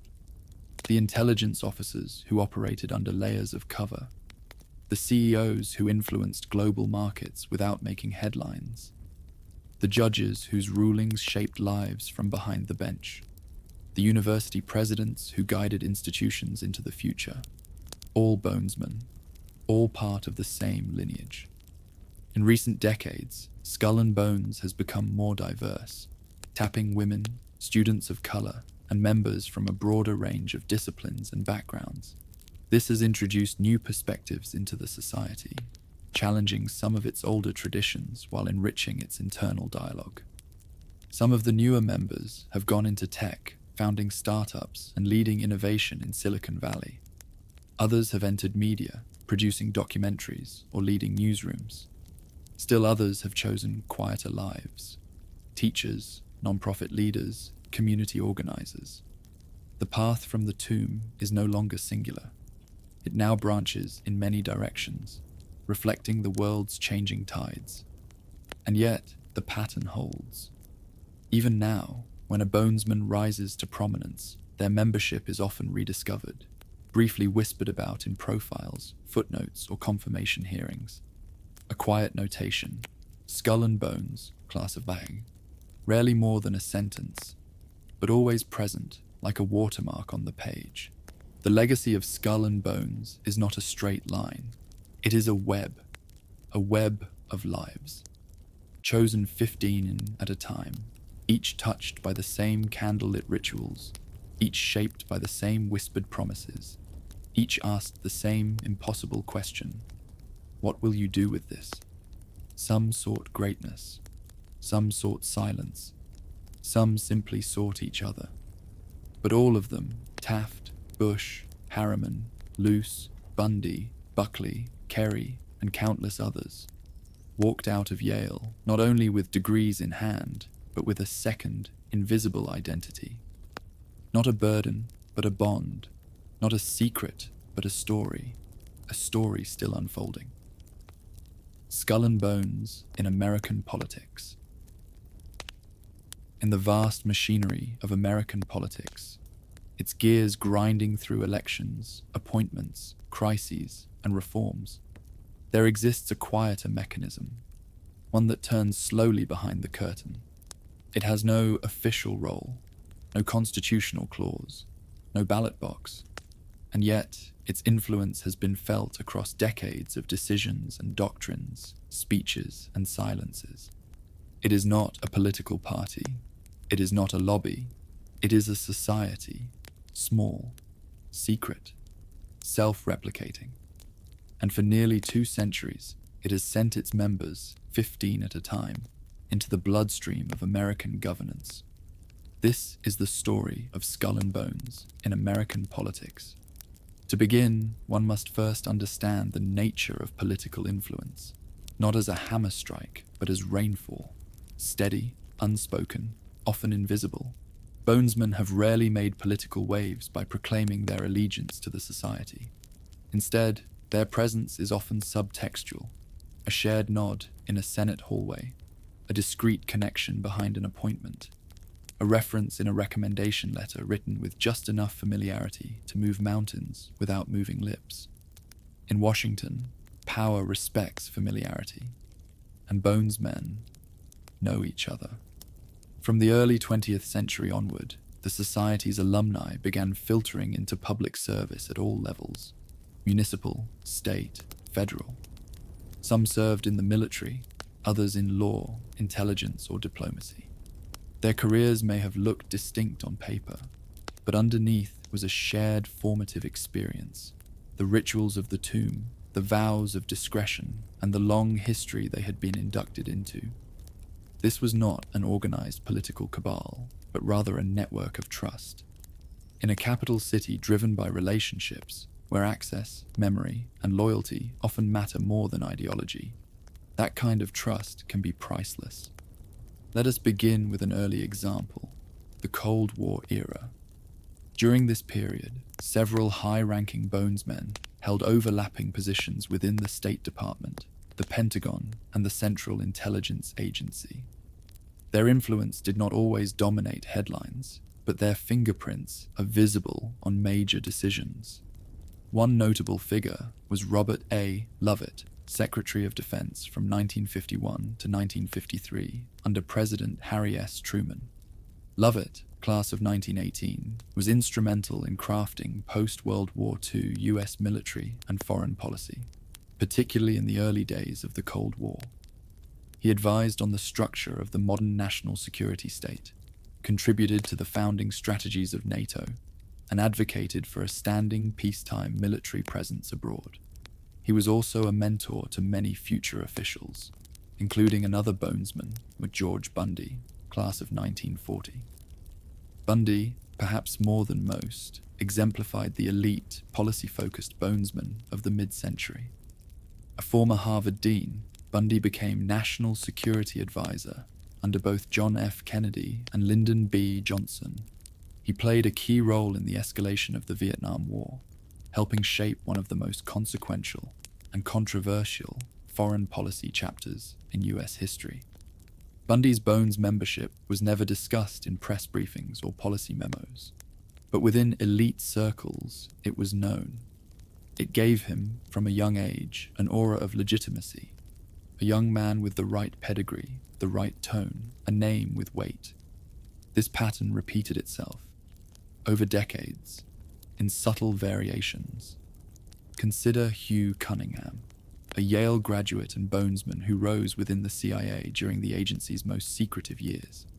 While little is publicly known of his specific operations, declassified documents and oral histories point to his involvement in Cold War intelligence strategy. Or William Sloane Coffin, a Bonesman turned chaplain who diverged from the political orthodoxy of the era to become a vocal critic of the Vietnam War. His journey illustrates an important point. Not all Bonesmen walk the same path.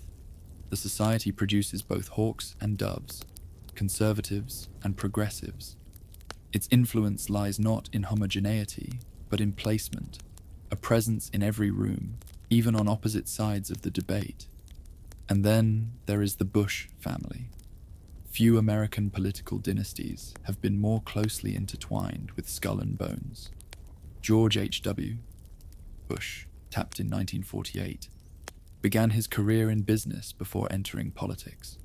He served as a U.S. representative, ambassador to the United Nations, envoy to China, director of the CIA, vice president, and finally, President of the United States from 1989 to 1993. Though quiet in tone and reserved in manner, Bush Sr. wielded immense institutional power and was deeply embedded in every layer of government. His son, George W. Bush, class of 1968, would later follow a similar arc. Texas governor, then president from 2001 to 2009. During his presidency, questions about Skull and Bones surfaced repeatedly, especially when his opponent in the 2004 election, Senator John Kerry, was revealed to be a fellow Bonesman. It was a surreal moment in American political history. Two candidates, both graduates of Yale, both members of the same secret society, facing off for the presidency. When asked about it, both men gave the same kind of answer: light, evasive, and quiet. It's so secret, We can't talk about it. And in those few words, speculation flourished. Did Skull and Bones exert a direct influence on policy? Did members coordinate behind the scenes? Was there a shared worldview passed through generations? In truth, the society is more organic than orchestrated. Its power lies not in plans, but in relationships. Imagine a young congressional aide reading a resume and noticing the faint signal of a shared lineage. Imagine a State Department advisor receiving a quiet call from a former Bonesman urging support for a particular initiative. Imagine a political donor, long removed from Yale, supporting a candidate not for policy alignment, but for symbolic kinship. This is not corruption. It is fraternity, one older than most institutions in the nation's capital. In some cases, it is manifested in policy influence. Bonesmen have advised presidents, overseen military strategy, and drafted legislation. They've sat on intelligence committees, diplomatic delegations, and judicial benches. Some have shaped tax code, others trade agreements. They have occupied both public and private roles, serving as advisors, back-channel negotiators, and institutional memory keepers. One might ask, does the society promote a particular ideology? The answer is nuanced. Skull and Bones does not demand loyalty to a political party. Its members span the ideological spectrum. What it does cultivate is a shared temperament, a belief in order, tradition, discretion, and long-term vision. Bonesmen are often more inclined toward institutional stability than populist upheaval. They favor careful policy over charismatic disruption. And above all, they favor networks, alliances built slowly, often invisibly, across time. That is why so many have found homes, not just in elected office, but in civil service, intelligence, foreign policy, military leadership, in roles where secrecy is not a liability, but an asset. In more recent years, Bonesmen have taken positions in presidential administrations on both sides of the aisle. They have worked in the Treasury, Justice Department, White House Counsel's office. Some have served as ambassadors. Others have advised on economic policy or judicial nominations. One former member became a clerk for the US Supreme Court before rising through the federal judiciary. Another helped design cybersecurity protocols for defense agencies. Their names rarely appear in the headlines, but their work shapes the machinery that headlines depend upon. The society's influence is not infallible, nor is it uncontested. Critics have long argued that Skull and Bones represents a form of entrenched elitism, a symbol of how American democracy sometimes operates behind closed doors. They point to the same surnames appearing across decades, the recurrence of Ivy League pedigrees, the concentration of opportunity. These criticisms are not without merit. Skull and Bones is, by design, exclusive. It selects. It excludes. It replicates itself through quiet judgment. It is not a democratic institution. It is an inheritance of ideas, of rituals, of relationships. But it is also an institution in motion. The society has, in recent decades, expanded its vision of who belongs. It has tapped from diverse backgrounds, interests, and ideologies. Its members now include scientists, artists, technologists, and social activists. The network grows more varied, more adaptable, reflecting the complexity of the world it inhabits. And still, its political shadow lingers, not as a puppeteer, but as a presence, a pattern. In government buildings across the capital, there are bonesmen in suits reading memos. Some are strategizing, some are advising, some are simply remembering. Rituals in candlelight, names spoken in confidence, oaths made in youth that still echo through the decades. In these quiet continuities, the society's influence endures. And while it may never write the laws, it will always know the people who do. Wall Street, power, and Bones connections. Beneath the pulsing streets of Manhattan, among towers of glass and steel that reflect the light of 1,000 ambitions, there exists another kind of architecture, invisible, immaterial, made not of metal or stone, but of relationships carefully maintained, strategically aligned, and quietly enduring. This is the network, the whisper system, the bones connection, and nowhere is it more concentrated than in the financial heart of the world, Wall Street.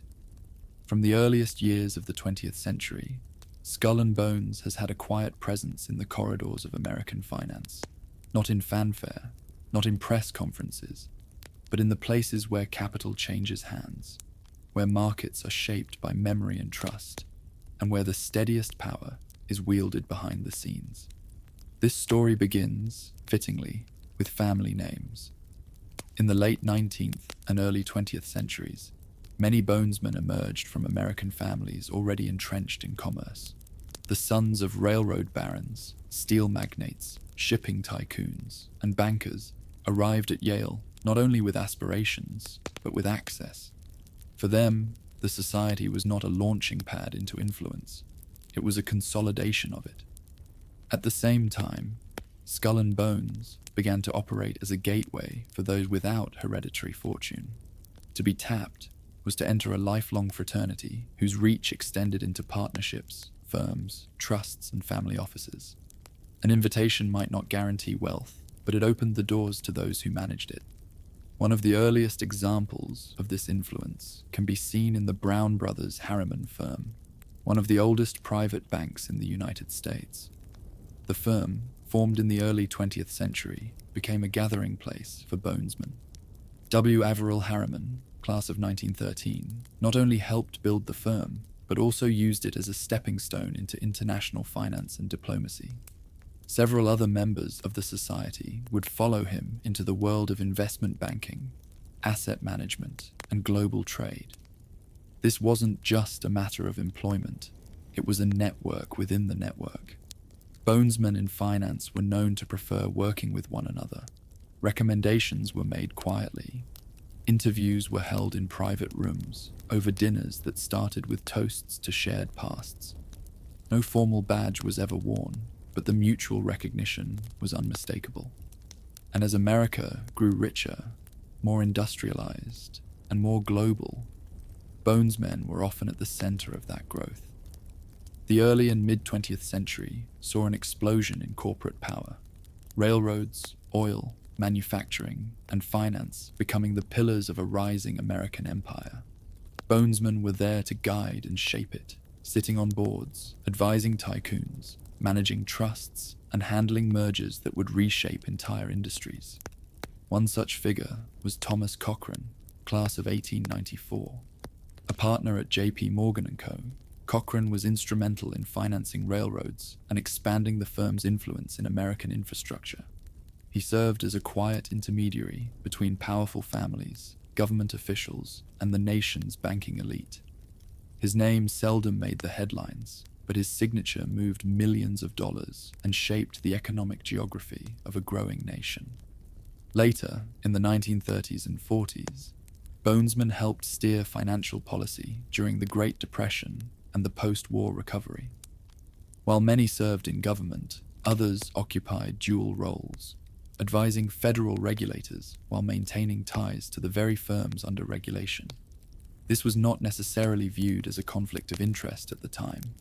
Rather, it was seen as expertise rooted in elite trust. The logic was simple. Who better to oversee the economy than those who had been groomed to manage it? These arrangements continued through the decades, into the age of high finance and complex investment instruments. By the 1980s and 1990s, Bonesmen could be found in hedge funds, private equity firms, global consulting agencies, and family offices managing generational wealth. Some chose visibility, others preferred silence. Take Stephen A. Schwartzman, class of 1969, who went on to co-found the Blackstone Group, one of the largest alternative investment firms in the world. While not publicly associated with Skull and Bones in the way political figures often are, His path from Yale to Wharton to Wall Street reflects a broader template followed by many within the order: elite education, network consolidation, capital management, and global reach.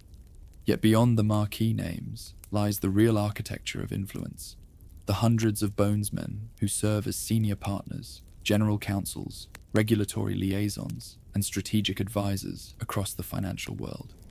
These are the connectors, the ones who ensure continuity from one firm to the next, one generation to the next.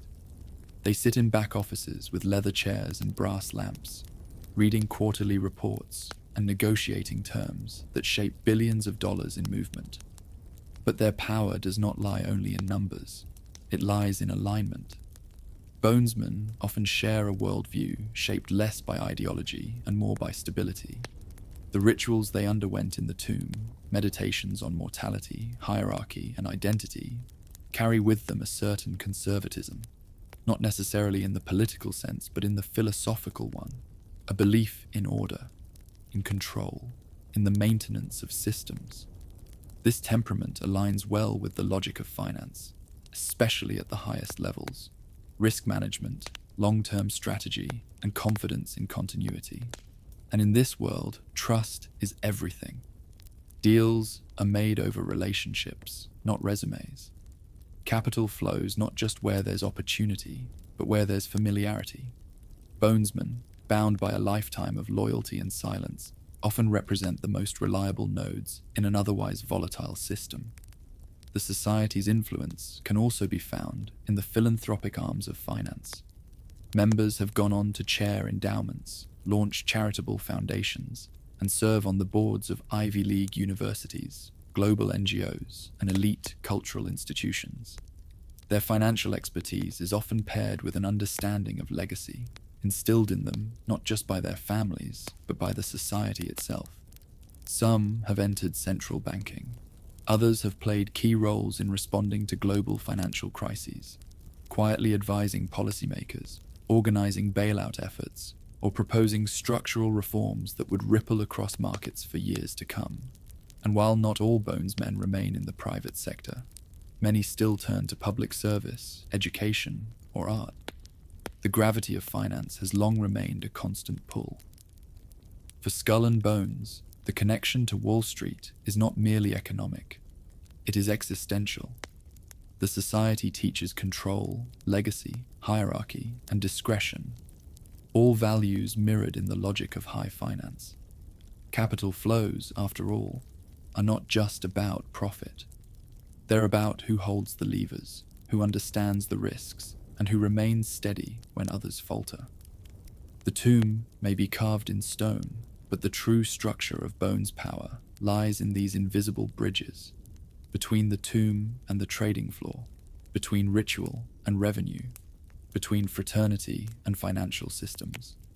Even in the digital age, where crypto markets flash across global screens and algorithms place trades in milliseconds, the old architecture still stands. The calls are still made, the meetings are still held in hushed rooms. And somewhere in those meetings, a Bonesman may sit, listening, advising, watching. He may not speak of the society, he may not wear its emblem, but he knows who he is, and so do the others. For in this world, recognition is not announced, it is understood. The handshake may be firm, the tone measured, the language abstract, but beneath it all runs a quiet current, a shared past written in candlelight, sealed in oaths, and expressed in capital. Not a conspiracy, a culture, not a plan, a presence. Wall Street may worship volatility, but Skull and Bones honors endurance. And in that contrast lies the secret. The society is not there to chase markets. It is there to anchor them. The Bush family and the Bones legacy. In the quiet recesses of American history, there are names that echo, not because they shout, but because they return, again and again, on ballots, in headlines, in handshakes behind closed doors. Among them, few families have loomed larger or more persistently than the Bushes. Presidents, governors, ambassadors, oilmen, spy masters. But before all of that, there was Yale.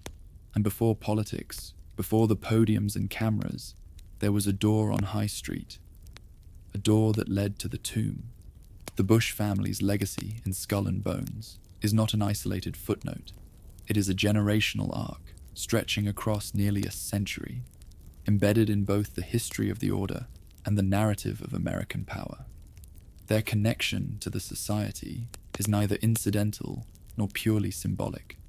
It is structural, a thread woven tightly into the fabric of both institutions.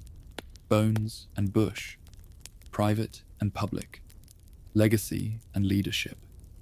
The story begins with Prescott Sheldon Bush, born in 1895. He was a Connecticut native, well-mannered and composed, the son of a successful steel executive. Prescott entered Yale in the early 1910s, where he quickly stood out for his athleticism, charisma, and social polish. In 1917, he was tapped for Skull and Bones. At the time, Bones was already well established, and its allure was unmistakable, especially to young men like Prescott, who were being groomed for lives of influence. Prescott's time in the society shaped not only his connections, but also his sense of identity. He played the role of Bonesman with precision, understated, loyal, and impeccably discreet. After Yale, he served in the U.S. Army Artillery during World War I, and later built a career in investment banking with Brown Brothers Harriman, a firm already thick with Bones connections. But Prescott Bush didn't stay in the background. He entered politics, becoming a U.S. Senator from Connecticut in 1952 and serving until 1963. During his tenure, he was known as a moderate Republican, fiscally conservative, yet socially progressive by the standards of his time. He supported the interstate highway system, civil rights legislation, and was an early advocate for Planned Parenthood. Throughout, he remained a figure of quiet authority, rarely flamboyant, always well prepared. And yet, much of Prescott's long-term impact would not come from his own career, but from the example he set and the network he opened for his son. George Herbert Walker Bush was born in 1924 into a world already shaped by elite tradition. He grew up in Greenwich, Connecticut, attended Phillips Academy in Andover, and served as the youngest U.S. Navy pilot in World War II. After the war, he followed a path familiar to many of his predecessors. He enrolled at Yale. There, in the late 1940s, George H.W. Bush was tapped for Skull and Bones, just like his father. His class year was 1948. He played baseball, captained the team, and was known among his peers for his politeness, competitiveness, and discipline. Within Bones, he took the code of secrecy seriously. Unlike some members who viewed the society more as collegiate theatre, George carried its tenets into every stage of his life: loyalty, discretion, restraint. And indeed, his post-collegiate path seemed almost designed in the image of a bonesman. He entered business, moving to Texas to work in oil. He founded Zapata Petroleum, building connections in energy and politics along the way.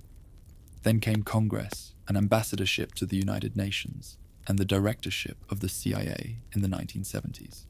Through each role, he was a study in composure, rarely controversial, always strategic. By 1980, he was vice president. By 1988, the 41st president of the United States. And through it all, the whispers of Skull and Bones followed, never acknowledged, never denied. When asked, Bush would offer little more than a knowing smile. Reporters occasionally pressed, but answers were not forthcoming. Bonesmen did not speak of Bones. That was the rule. But observers could not help but notice the symbolic symmetry. A Bonesman at the helm of the CIA. A Bonesman in the White House. A Bonesman navigating the final days of the Cold War, shaping treaties, sending troops into Kuwait, and redefining America's role on the global stage. And then a second son. George Walker Bush, born in 1946, was a different personality. More informal, more affable, at times more volatile. He followed in his father's footsteps through Andover and Yale, and, like Prescott and George H.W. Poe before him, he, too, was tapped for skull and bones. The year was 1968, a time when the country was fractured by war, protest, and cultural upheaval. Inside the tomb, however, the rituals continued. George W. Bush, she became a Bonesman during a period when the society was, by necessity, evolving. Vietnam and civil rights had shifted the landscape. Skepticism of tradition was rising. Still, the order endured. Bush's time in Skull and Bones would later draw significant attention during his presidential campaigns. In 2000, the press circled the topic, probing gently. In 2004, when his opponent, Senator John Kerry, also a Bonesman, entered the race, the fascination intensified. 2 men, 2 candidates, 1 secret society. The public asked questions. The candidates smiled politely. "We can't talk about it," Bush said. "It's a secret," Kerry echoed. And with that, the moment passed. But it left behind a strange resonance. For here was a family, 3 generations deep, woven into the very soul of Skull and Bones. Prescott, the banker and senator. George H.W., the spymaster and president. George W., the wartime commander-in-chief. Each had stood inside the windowless walls of the tomb. Each had donned the robe, lit the candle, spoken the oaths. They were not just members, they were pillars. And through them, the society's presence in American life moved from the abstract to the visible. It became not just a college secret, but a thread in the national narrative. The Bush family's legacy in Skull and Bones is not about control, it's about continuity. It represents the ideal the society was founded on, that leadership can be cultivated through shared experience and passed down like a flame from one hand to the next. It speaks to the order's belief in generational stewardship, not simply of wealth, but of memory, of networks, of roles to play. Of course, not everyone celebrates this connection. Critics have pointed to the Bush's Bones membership as evidence of institutional elitism, a sign that American democracy is guided less by voters and more by dynasties. They question whether such networks truly serve the public interest, or whether they consolidate access behind a wall of ritual and secrecy. And the questions are fair, but the legacy remains. Today, the tomb still stands. The names are still whispered, and somewhere inside its chambers, a photo of George H.W. Bush in his youth, standing shoulder to shoulder with the other 15, still rests on the wall. A reminder that the society does not forget. It remembers. Always. When a Bonesman is buried, he is sometimes laid to rest with a bones pin on his lapel, or placed into the ground with a ceremonial token passed down by his class. When George H.W. Bush died in 2018, his funeral drew presidents, generals, senators, and sons. But among the many tributes, there were also those who remembered him not just as a leader, but as Magog, his code name in Skull and Bones, a name known only to a few, carried silently for 70 years. And that is the final note of the Bush legacy within Bones.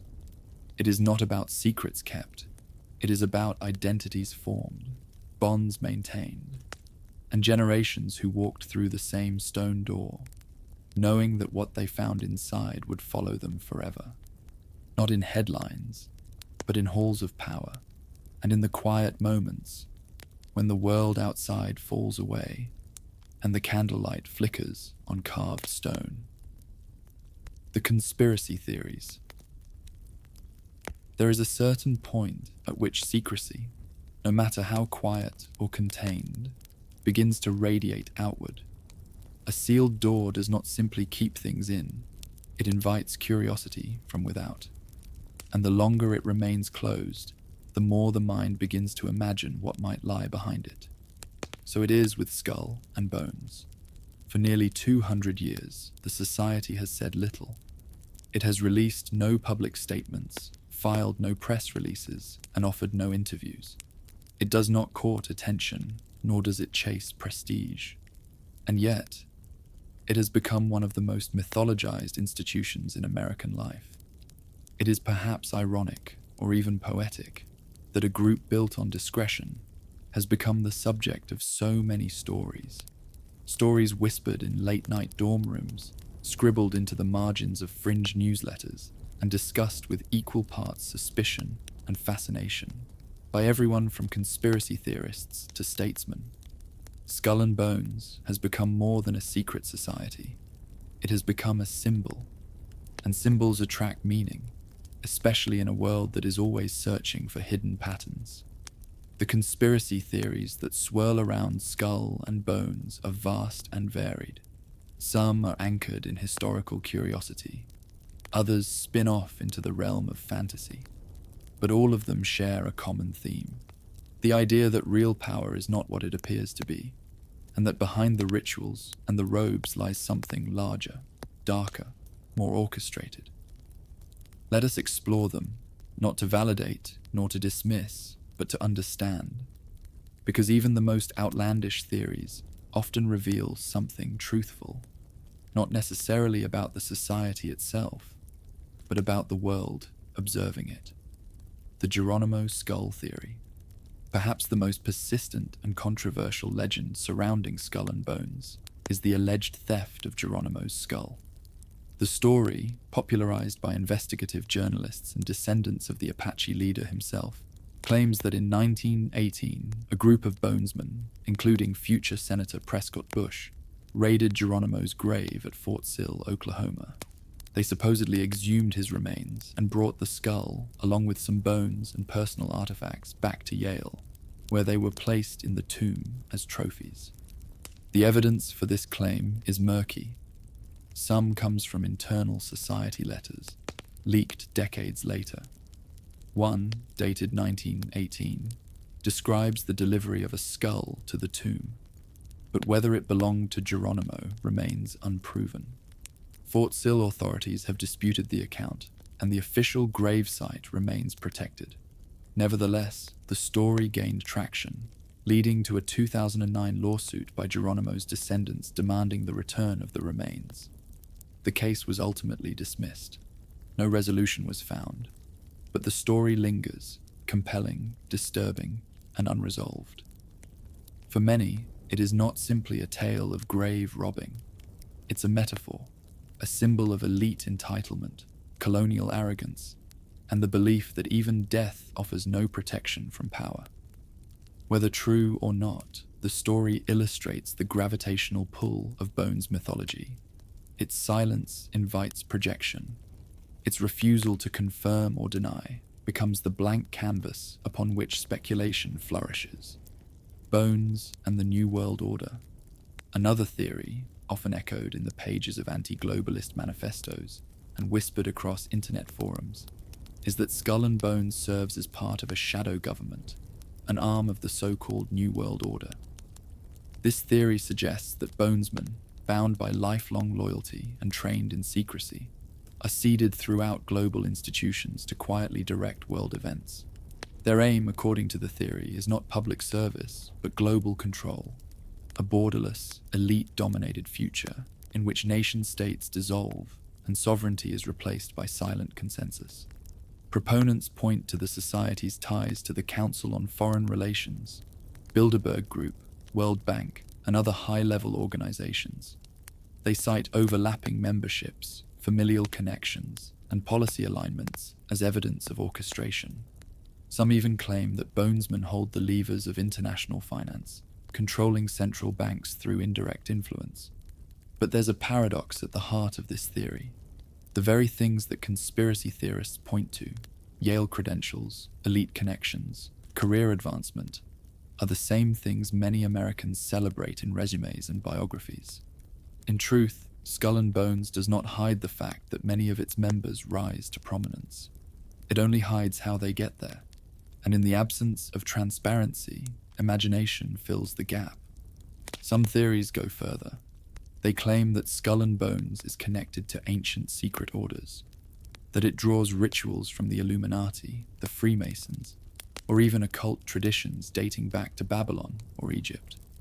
According to this view, the society's use of skulls, oaths, and symbolic rebirth is not merely collegiate theatre, but ritual magic, a continuation of esoteric rites designed to concentrate power through metaphysical means. Here, the line between psychology and belief begins to blur. The tomb is no longer a building, it becomes a temple. The robe is no longer a costume, it becomes a vestment. The candle, a beacon not of memory, but of intent. These interpretations, while dramatic, are difficult to dismiss outright, not because they are factually supported, but because they reveal how deeply meaningful secrecy has become in a world of constant visibility. The less people know, the more they believe. And Bones has always given them so little to know. Political puppet masters. During election cycles, especially those involving known Bonesmen like George W. Bush and John Kerry, theories take on a sharper edge. Accusations fly of rigged elections, false opposition, backroom collusion. The idea is that parties are a distraction, and the real decisions are made elsewhere, in private, among men in robes. To those who subscribe to this belief, democracy is performance, and Skull and Bones, the playwrights. Again, there is little evidence of formal orchestration, no leaked minutes showing puppet strings. But the pattern, two Bonesmen competing for the same office, both remaining silent about the society, was enough to convince many that something deeper was at play. Silence, in this context, becomes its own kind of message. And even more unsettling to some theorists is the ritualized confession alleged to occur during initiation, where new members are said to share their most intimate secrets as part of the bonding process. Conspiracy thinkers claim these confessions form a control mechanism, a way to keep members obedient, to ensure loyalty through mutual vulnerability. There is no proof that such blackmail exists, but again, the theory thrives not on documentation, but on absence. When a society is built on secrecy, every gap becomes a window, the control of knowledge and culture. Other theories drift toward the philosophical. They suggest that Skull and Bones represents not political domination, but narrative control, a gatekeeper of values, ideas, and culture. Through its members' influence in media, publishing, and academia, Bones is seen as subtly steering public perception. Some point to Bonesmen who have led major media outlets, Time magazine, CBS, and influential editorial boards. They argue that certain voices are elevated while others are excluded, and that the society promotes a worldview favoring hierarchy, order, and elite consensus. This version of the theory is less dramatic than others, but perhaps more chilling. It suggests not a coup, but a consensus, shaped slowly over time, reinforced through careers, and maintained not by force, but by expectation. According to this line of thought, Skull and Bones does not need to command. It only needs to select, to choose who gets to speak, who gets to lead, and who gets to be remembered. Why we believe. And so, the theories continue. They are complex, sometimes absurd, sometimes thought-provoking. But beneath them all lies a deeper question. Why do we believe? Why does Skull and Bones, 15 students in robes, attract such persistent fascination? The answer, perhaps, is not about the society at all. It is about us. In a world of complexity, we crave simplicity. In a world of chaos, we seek order. And in a world that feels increasingly beyond our control, it is comforting, paradoxically comforting, to believe that someone is in charge, that somewhere, behind the curtain, there is a plan, a design, a meaning. Skull and Bones becomes the vessel for that longing, a blank canvas onto which we project both our fears and our hopes. Is it really orchestrating global finance? Probably not. Is it part of an occult lineage stretching back to ancient Babylon? Doubtful. But is it powerful? Yes. And is it secret? Undeniably. That alone is enough. because power loves the dark, and we, forever curious, lean in to listen. The 2004 election, Bones versus Bones. Every 4 years, the United States pauses to elect its next president. It is a ritual of democracy, part theater, part battle, part reflection of the national mood. Campaigns are mounted, debates are staged, narratives take shape, and candidates step forward, presenting themselves not just as leaders, but as symbols of their party's vision for the future. But in 2004, something unusual happened. 2 candidates, polar opposites in party and policy, stood at their respective podiums, flanked by flags and flares of camera light.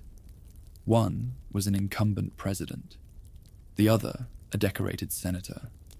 They disagreed on almost everything: war, taxation, healthcare, diplomacy. But they shared one thing, one bond. Both had walked through the same arched doorway on High Street. Both had donned the robe. Both had spoken the oaths. And both had emerged as lifelong members of the same secret society, Skull and Bones. It was the only time in American history, at least publicly known, that 2 Bonesmen ran against each other for the presidency. The year was 2004. The world was still reeling from the events of September 11th, 2001. The United States had invaded Afghanistan and Iraq. Fear and patriotism hung in the air like twin clouds, one red, one blue. George W. Bush, the Republican incumbent, was seeking re-election after 4 turbulent years in office. His presidency had been defined by national security, the war on terror, and a deeply divisive foreign policy doctrine. He spoke in simple terms, casting himself as a man of moral clarity in an age of confusion. John Forbes Kerry, the Democratic challenger, offered contrast. Tall, measured, with a stoic New England cadence, he positioned himself as the candidate of nuance. He criticized the war in Iraq, called for international cooperation, and sought to reconnect the nation with its traditional allies. And yet, beneath their differences, there was the quiet thread of shared origin. Both men were Yale graduates. Both had been tapped for Skull and Bones, Bush in 1968, Kerry in 1966. And both, when asked about the society, gave the same answer. "We can't talk about it," they said. "It's secret." To most voters, this fact may have seemed trivial, coincidental, strange perhaps, but ultimately irrelevant. But to others, especially those already intrigued by the shadows of power, it was the spark for a wildfire of speculation. What were the odds? 2 Bonesmen, members of a 15-person-a-year society, rising separately to contend for the highest office in the land. And what did it mean? To understand why this moment captured so much imagination, we must return for a moment to the nature of Skull and Bones itself. It is not just a club. It is a rite of passage, a crucible of bonding, secrecy, and initiation into a worldview that values hierarchy, loyalty, and discretion. To emerge from it is to carry not just a memory, but a marker, a quiet sign of inclusion in an elite lineage. By 2004, Skull and Bones was no longer unknown. Books had been written, documentaries aired, internet forums were humming with theories. So when both presidential candidates were revealed to have been members, the optics were irresistible. In interviews with Tim Russert on NBC's Meet the Press, both Bush and Kerry were asked directly about their involvement in the society. "You both were members of Skull and Bones," Russert said. "What does that tell us?" Kerry, usually composed, paused and smiled faintly. "Not much, because it's a secret." Bush offered the same. "I can't say anything more. It's so secret we can't talk about it." And that was that. No elaboration, no denial, no further comment. The silence spoke louder than words. To some viewers, it was a throwaway moment. To others, it was a revelation. If the 2 leading candidates for the most powerful role in the world were part of the same ultra-exclusive society, one known for its mystery, rituals, and alumni network. What did that say about the true nature of power? Was this evidence of a closed circle, an elite class that controlled both sides of the aisle? Was it symbolic of how deep the old structures still ran? Or was it merely an echo of shared privilege, two men molded by similar institutions, but ultimately competing with authenticity? Theories abounded. Some claimed that the election was theatrical, a managed competition within an already decided framework, that whichever man won, the society won, that policy differences were secondary to the preservation of structure. Others saw it more symbolically, that Skull and Bones had succeeded in embedding its ethos into the national psyche so thoroughly that it no longer needed secrecy. The society had simply become part of the American blueprint. In reality, of course, George W. Bush and John Kerry had followed very different paths. Bush, the son of a president and a Texas governor, had crafted a political identity based on plain speech, conservative values, and evangelical faith. Kerry, the child of a diplomat and a descendant of Boston Brahmin, had served in Vietnam, protested war upon returning, and shaped a Senate career defined by internationalist ideals. Their experiences in Skull and Bones, while both formative, were separated by time, temperament, and trajectory. And yet, when they appeared on debate stages, their shared past lingered as an invisible third candidate, never referenced, always present. For many Americans, the most troubling thing about the Bones connection was not what was known, it was what was unknown. If two men could be shaped by the same private rituals, could that shape how they governed? If both had made oaths to the same silent fraternity, did those oaths carry forward into policy? And if elite institutions produced both choices, what room was left for the outsider? These questions lingered, unanswered, unanswerable. But in the quiet between campaign rallies, in the pause before the debate moderator spoke, in the stillness of election night before the results came in, the thought persisted. What does it mean when power circles back on itself? When two candidates, chosen by different parties, represent the same symbolic bloodline? Was this unity? Or was it enclosure?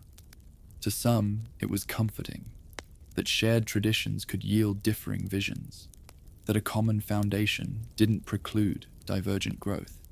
Perhaps Skull and Bones, like the Constitution, was a vessel open to interpretation. To others, it was deeply disquieting, a reminder that beyond parties and platforms, there were patterns, and that some doors, like the one at 64 High Street, might lead not just to memory, but to machinery. In the end, George W. Bush won re-election. He carried 286 electoral votes to Kerry's 251. The popular vote was close. The nation, still deeply divided by war, culture, and trust, awoke to 4 more years of Republican leadership. Kerry returned to the Senate, later becoming Secretary of State. Bush served until 2009, leaving behind a legacy that would be debated for years. Neither man ever spoke publicly again about Skull and Bones, and perhaps that is what makes the 2004 election so enduring, not as a tale of scandal, but as a riddle. A moment when history briefly pulled back the curtain to show us that sometimes, behind the divisions we see, there are connections we don't, that sometimes power does not take sides, it selects. And sometimes, in the most public of arenas, we find ourselves watching a private story unfold, one that began long ago in a small room, with a candle, an oath, and a name whispered into shadow. Modern-day Skull and Bones. If you walk past 64 High Street in New Haven, Connecticut, you'll see a structure that seems frozen in time. Its windowless sandstone walls rise like a fortress from the sidewalk, stark, unadorned, and impenetrable.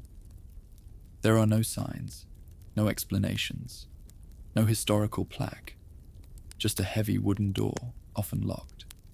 A door that hasn't changed in nearly 2 centuries. But the world outside it has.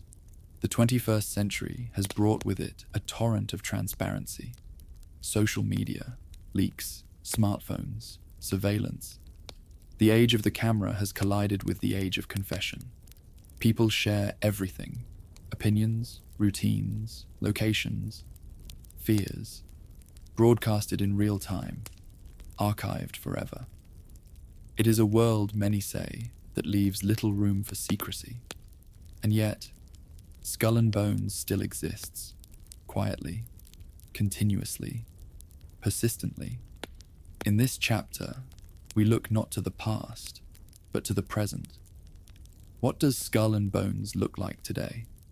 Who are its members? How does a secret society maintain relevance in an age of disclosure? And why, despite everything, does its presence still hold power? Let us begin with what we know, though, as ever with Bones, the known is only a shadow of the real. Each year, in the spring, the tapping process still takes place. 15 Yale juniors, and even split between men and women since the early 1990s, receive invitations, often in the form of cryptic notes, secret meetings, or coded gestures.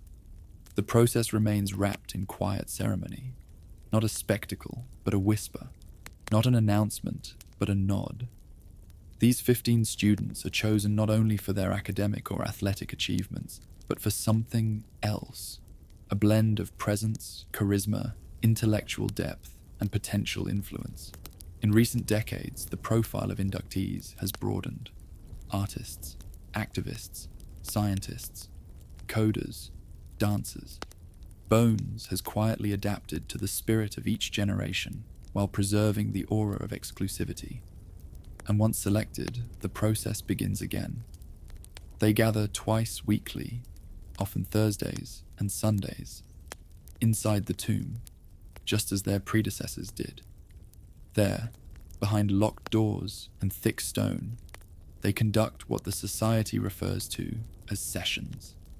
These are long, often emotional nights in which members share the stories of their lives, their family histories, deepest fears, defining experiences, personal failures, and most sacred values.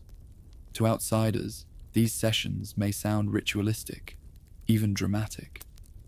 But to Bonesmen, they represent something more fundamental: the forging of radical intimacy, the kind rarely found even in close friendships. For many, these moments of unfiltered vulnerability, offered in confidence, received without judgment, become the bedrock of lifelong loyalty. The society has kept its practices remarkably consistent across decades. The room layouts remain unchanged. The relics, skulls, swords, flags, portraits are still there. The jargon is passed down: knight, patriarch, neophyte.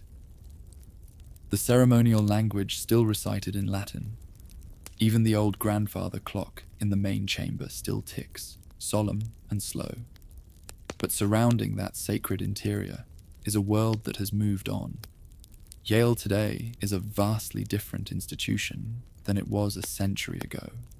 It is more diverse, more connected, more vocal. The secret societies, once almost uniformly male and white, have, under pressure and reflection, evolved to reflect broader identities. Bones now admits people of all backgrounds, orientations, and political perspectives. Still, it remains deeply exclusive. Only 15 per year, no applications, no explanations. And while some societies have leaned into performance, staging public events or social campaigns, Skull and Bones has remained resolutely silent. There is no official website, no social media, no formal photographs of its new inductees, no comment offered to curious journalists. In this silence, the myth deepens. Today's Bonesmen are not cloaked in medieval robes on campus lawns, but they do carry the weight of tradition. They walk through a campus buzzing with digital distractions, their headphones in, their backpacks slung, indistinguishable from their peers. And yet, 2 nights a week, they step into a world apart, unchanged, candlelit, slow. How does a society like this maintain secrecy in the digital age?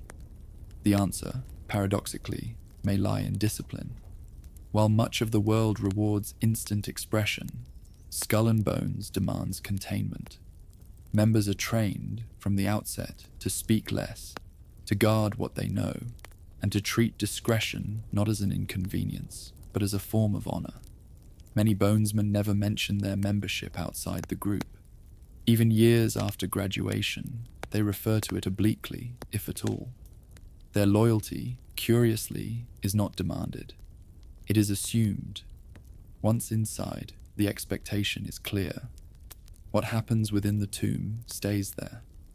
This cultural difference between external performance and internal secrecy is, in many ways, what continues to make Skull and Bones relevant. In a noisy world, silence is rare. In a distracted culture, focus is power. In a society of consumption, restraint stands out. But Skull and Bones is not merely a place to preserve old values. It is also, in some strange and subtle ways, a place of experimentation.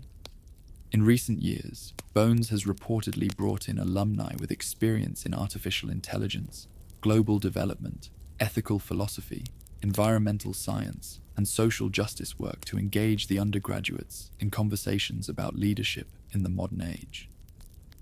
These are not policy meetings or grooming sessions, but dialogues designed to question, to provoke, and to explore what it means to lead today. Even the rituals, once seen as static, have been quietly updated. Some elements, considered outdated or culturally insensitive, have been retired. Others have been reframed to focus less on hierarchy and more on shared exploration. Still, certain symbols remain untouched. The skull and crossed bones, the society's defining emblem, is as present now as it was in 1832.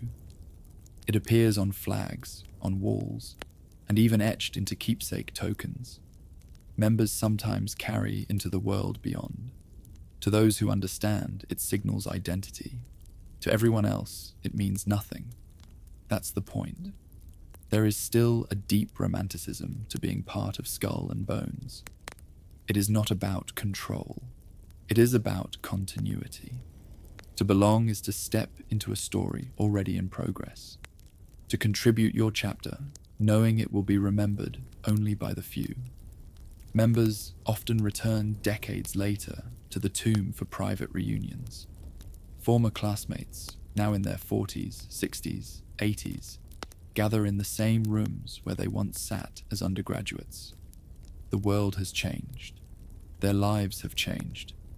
But the space remains the same, timeless, dimly lit, sacred. In the digital age, this kind of unchanging ritual offers something rare, an anchor. For students constantly navigating performance, pressure, and politics, the society offers a space where listening outweighs speaking, where presence outweighs status, and where silence is not awkward, but shared.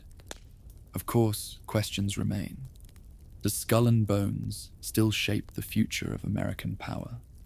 Do its members continue to hold disproportionate influence? Is it a relic or a blueprint? There are no definitive answers. What we do know is this: the mechanics of secrecy have shifted. In an age of leaks and live streams, the very act of remaining hidden now takes work. Skull and Bones does that work, deliberately, consistently. And in doing so, it becomes a mirror. It reflects not only who belongs, but how we feel about who belongs. Its very existence, unchanged and unyielding, reminds us that even in a world obsessed with exposure, there is still power in the unseen. Not because it hides the truth, but because it holds space for something older. Mystery. And mystery, in the modern world, may be the rarest form of power of all. Cultural depictions and media mystique. Skull and Bones has always been more than a society. It is a story. And stories, once set loose in the world, take on a life of their own. In the quiet streets of New Haven, behind heavy stone walls and locked wooden doors, the society moves through its rituals with little fanfare. But beyond those walls, far from Yale's campus, it has become something else entirely. It has become a symbol of secrecy, of power, of the unknown. And in the imagination of the public, it has grown far beyond the sum of its parts. What began as a collegiate brotherhood has morphed over the centuries into a mythic presence woven deep into the fabric of American pop culture. It is no longer just a matter of who joins or what happens inside. It is about how we, as a culture, look upon the very idea of a closed door. Somewhere along the way, Skull and Bones ceased to be confined to the physical. It slipped into literature, film, television, and the digital bloodstream of the internet. It became the archetype of the secret society. Not necessarily because it was the largest, or the oldest, or the most influential, but because it was perfectly shaped to receive meaning. A blank mask onto which 1,000 faces could be projected. Writers have long been drawn to it, not for what it is, but for what it suggests. The unseen, the selective, the machinery behind the curtain. Its name appears in thrillers, historical novels, and dystopian tales, not always directly, but often unmistakably. Authors borrowed its architecture, its silence, its rituals. They spun tales of elite conspiracies, of societies shaping the fates of nations behind velvet curtains and stone walls. The society's aesthetic, skulls, bones, Latin mottos, tomb-like architecture, offered a visual and thematic shorthand for hidden influence and old-world power. The allure was irresistible, a small, hidden room shaping the destiny of the visible world. The contradiction was compelling. Young students engaged in ancient rites while unknowingly stepping into positions of potential global reach. It offered writers the opportunity to blur the lines between coming-of-age stories and political intrigue, to paint characters both privileged and entrapped, knowing and naive. By the turn of the millennium, this mystique had leapt to the screen. The year 2000 saw the release of a feature film titled The Skulls, a thriller loosely based on Skull and Bones. Though fictionalized, it played directly into the fears and fantasies surrounding the society. In the film, a secret group offers power and prestige, but at a moral cost. It is not simply a club, it is a machine, offering rewards in exchange for obedience. The film struck a chord, not because it revealed anything true, but because it captured something deeply felt. The suspicion that merit is only one road to influence, and that some doors open for reasons the public never sees. While the movie leaned heavily into dramatization, with secret assassins, surveillance, and elaborate trials, it touched a nerve in the public imagination. Sequels followed. Other films and shows began to echo the concept. Shadowy organizations making unseen decisions, directing the course of governments and corporations with whispered orders rather than laws. Skull and Bones became a reference point, whether acknowledged or not, for countless fictional societies from that point forward. It stood for the unelected elite, the architects of destiny, the unseen boardroom behind the official conference hall. Television also adopted the image. Shows across genres, political dramas, supernatural thrillers, animated satires, have nodded towards secret societies in ivy-covered colleges. Often, these portrayals merge symbols from various groups, blurring distinctions between Bones, Freemasons, and imagined cabals. Yet the consistent thread is clear. Secrecy plus status equals power.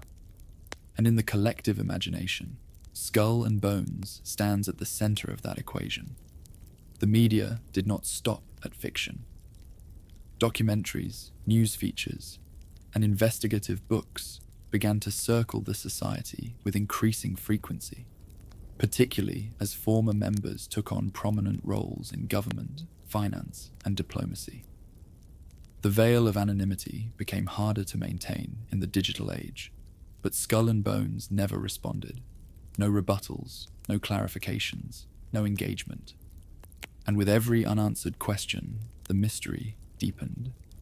Books emerged, some careful and nuanced, others speculative and breathless. Some chronicled the society's history and alumni with sober curiosity. Others connected dots across continents, building elaborate theories of continuity and control. At times, Bones was placed at the heart of a global network of influence, a mechanism through which loyalty was cultivated and coordinated behind the visible world stage. To a skeptical public, such stories were not merely fiction. They felt like possible blueprints for how the world might actually work. The internet took this mystique and amplified it. In the early days of online forums and message boards, Skull and Bones became a staple of conspiracy theory culture. It appeared in diagrams and flowcharts of power, nestled alongside names like Bilderberg, Trilateral Commission, and the Illuminati. Its building was photographed, zoomed, annotated. Its symbols dissected. The number 322 became a code whispered in late-night threads and YouTube videos, both serious and satirical. In this landscape, truth mattered less than suggestion. A blurry photograph, a cryptic quote, or a leaked yearbook page could be interpreted 100 different ways. The society's refusal to confirm or deny any claim made it a perfect subject for a culture obsessed with decoding. And its silence became a kind of presence, an absence that made it all the more vivid. Humor emerged as another layer of portrayal. Late-night comedians, sketch shows, and animated parodies began referencing the society, often exaggerating its rituals to the point of absurdity. But even in satire, the image stuck. The public learned to recognize the symbols, the name, the concept. Skull and Bones became both feared and laughed at, admired and mocked. It became a cultural fixture, not unlike a modern myth, evolving with each retelling. There is something telling in this duality. The society has become a character in the cultural narrative, sometimes villain, sometimes oracle, sometimes ghost. It embodies contradictions that resonate with a wide audience. Old wealth versus young ambition, loyalty versus transparency, tradition versus progress.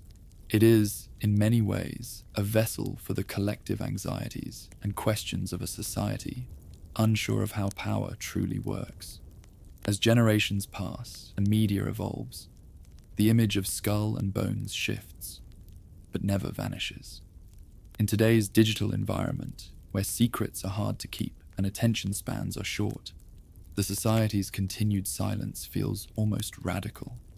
And that very refusal to engage, to explain, to open the door just a little, is what makes it endure in the cultural mind. In every film that hints at unseen councils, in every novel that charts the rise of an unknown candidate with mysterious mentors, in every tweet or post that wonders aloud about the true levers of influence, the shadow of Skull and Bones is there, just out of focus, never confirmed, never disproven, never fully known. It is that unknowability, carefully preserved over centuries, that has made the society not just an institution, but an idea, a modern myth, a riddle, a mirror held up to the way we see power, and to the quiet fear that maybe, just maybe, someone else is always holding the map. And as long as that fear exists, as long as the world remains vast, complex, and seemingly coordinated in ways we cannot quite see, Skull and Bones will remain part of the story we tell ourselves. Even when the building stands silent, even when no one speaks, especially then. Legacy, mystery, and the nature of power. There are certain names that last longer than lifetimes. They echo across decades, spoken in quiet corners, passed from generation to generation, not because they demand attention, but because they refuse it. Not because they explain themselves, but because they do not. Skull and Bones is one of those names. Not quite an institution, not quite a myth, but something in between. A presence that persists, a shape that endures even when the light changes. It began, long ago, as a private club in a young country, a gathering of students in a modest college in Connecticut, trying to mirror the traditions of old European brotherhoods. But what it became, slowly, quietly, and without declaration, was something far more enduring. It became a tradition that outlasted eras, a place that held its form while everything else around it shifted. Governments came and went, technology raced forward, social orders transformed. But the tomb remained the same. There is a certain kind of power that doesn't need to raise its voice. It doesn't campaign or advertise. It doesn't run for office or sell a product. It simply stays where it is, unmoving, unchanged. Its very stillness becomes the signal. Skull and Bones has mastered this form of power. Not loud, not visible, but constant. It has watched generations pass through its doors. It has seen revolutions in thought, in identity, in expression. But it has held to its central vow, silence. And in that silence, it has found its legacy. For some, legacy is measured in buildings or laws. For others, in family names, titles, or fortunes. But the legacy of Skull and Bones is less tangible. It is a pattern of influence woven through time. It exists in the shape of careers, in the tone of leadership, in the decisions made behind closed doors, years after the last ritual was performed. It is the invisible thread that binds unlikely paths together, not a conspiracy, but a continuity, a quiet understanding that what is learned inside that building on High Street lives with you, and surfaces later in moments of uncertainty. Not everyone who passes through the society becomes a figure of national or global influence. Many do not seek power at all. They live private lives, far from politics or finance. But the shape of the experience stays with them. The rituals, the confessions, the evenings spent in candlelight, listening without judgment. These things leave marks, even if they are never spoken aloud again. And through those marks, the tradition continues. It is difficult, in an age obsessed with transparency, to explain the value of secrecy. We are told that truth must be exposed, that everything must be shared, streamed, uploaded, explained. But not all truths are meant for the crowd. Not all knowledge thrives in daylight. There are some forms of reflection, some kinds of intimacy, that only emerge when the audience is gone and the room is sealed. In that sense, Skull and Bones becomes not a fortress of exclusion, but a sanctuary of contemplation, a place where the masks come off, not for the world, but for one another. And yet, its legacy is not without shadows. In the public eye, mystery often invites suspicion. The refusal to explain is seen as a sign of hidden guilt.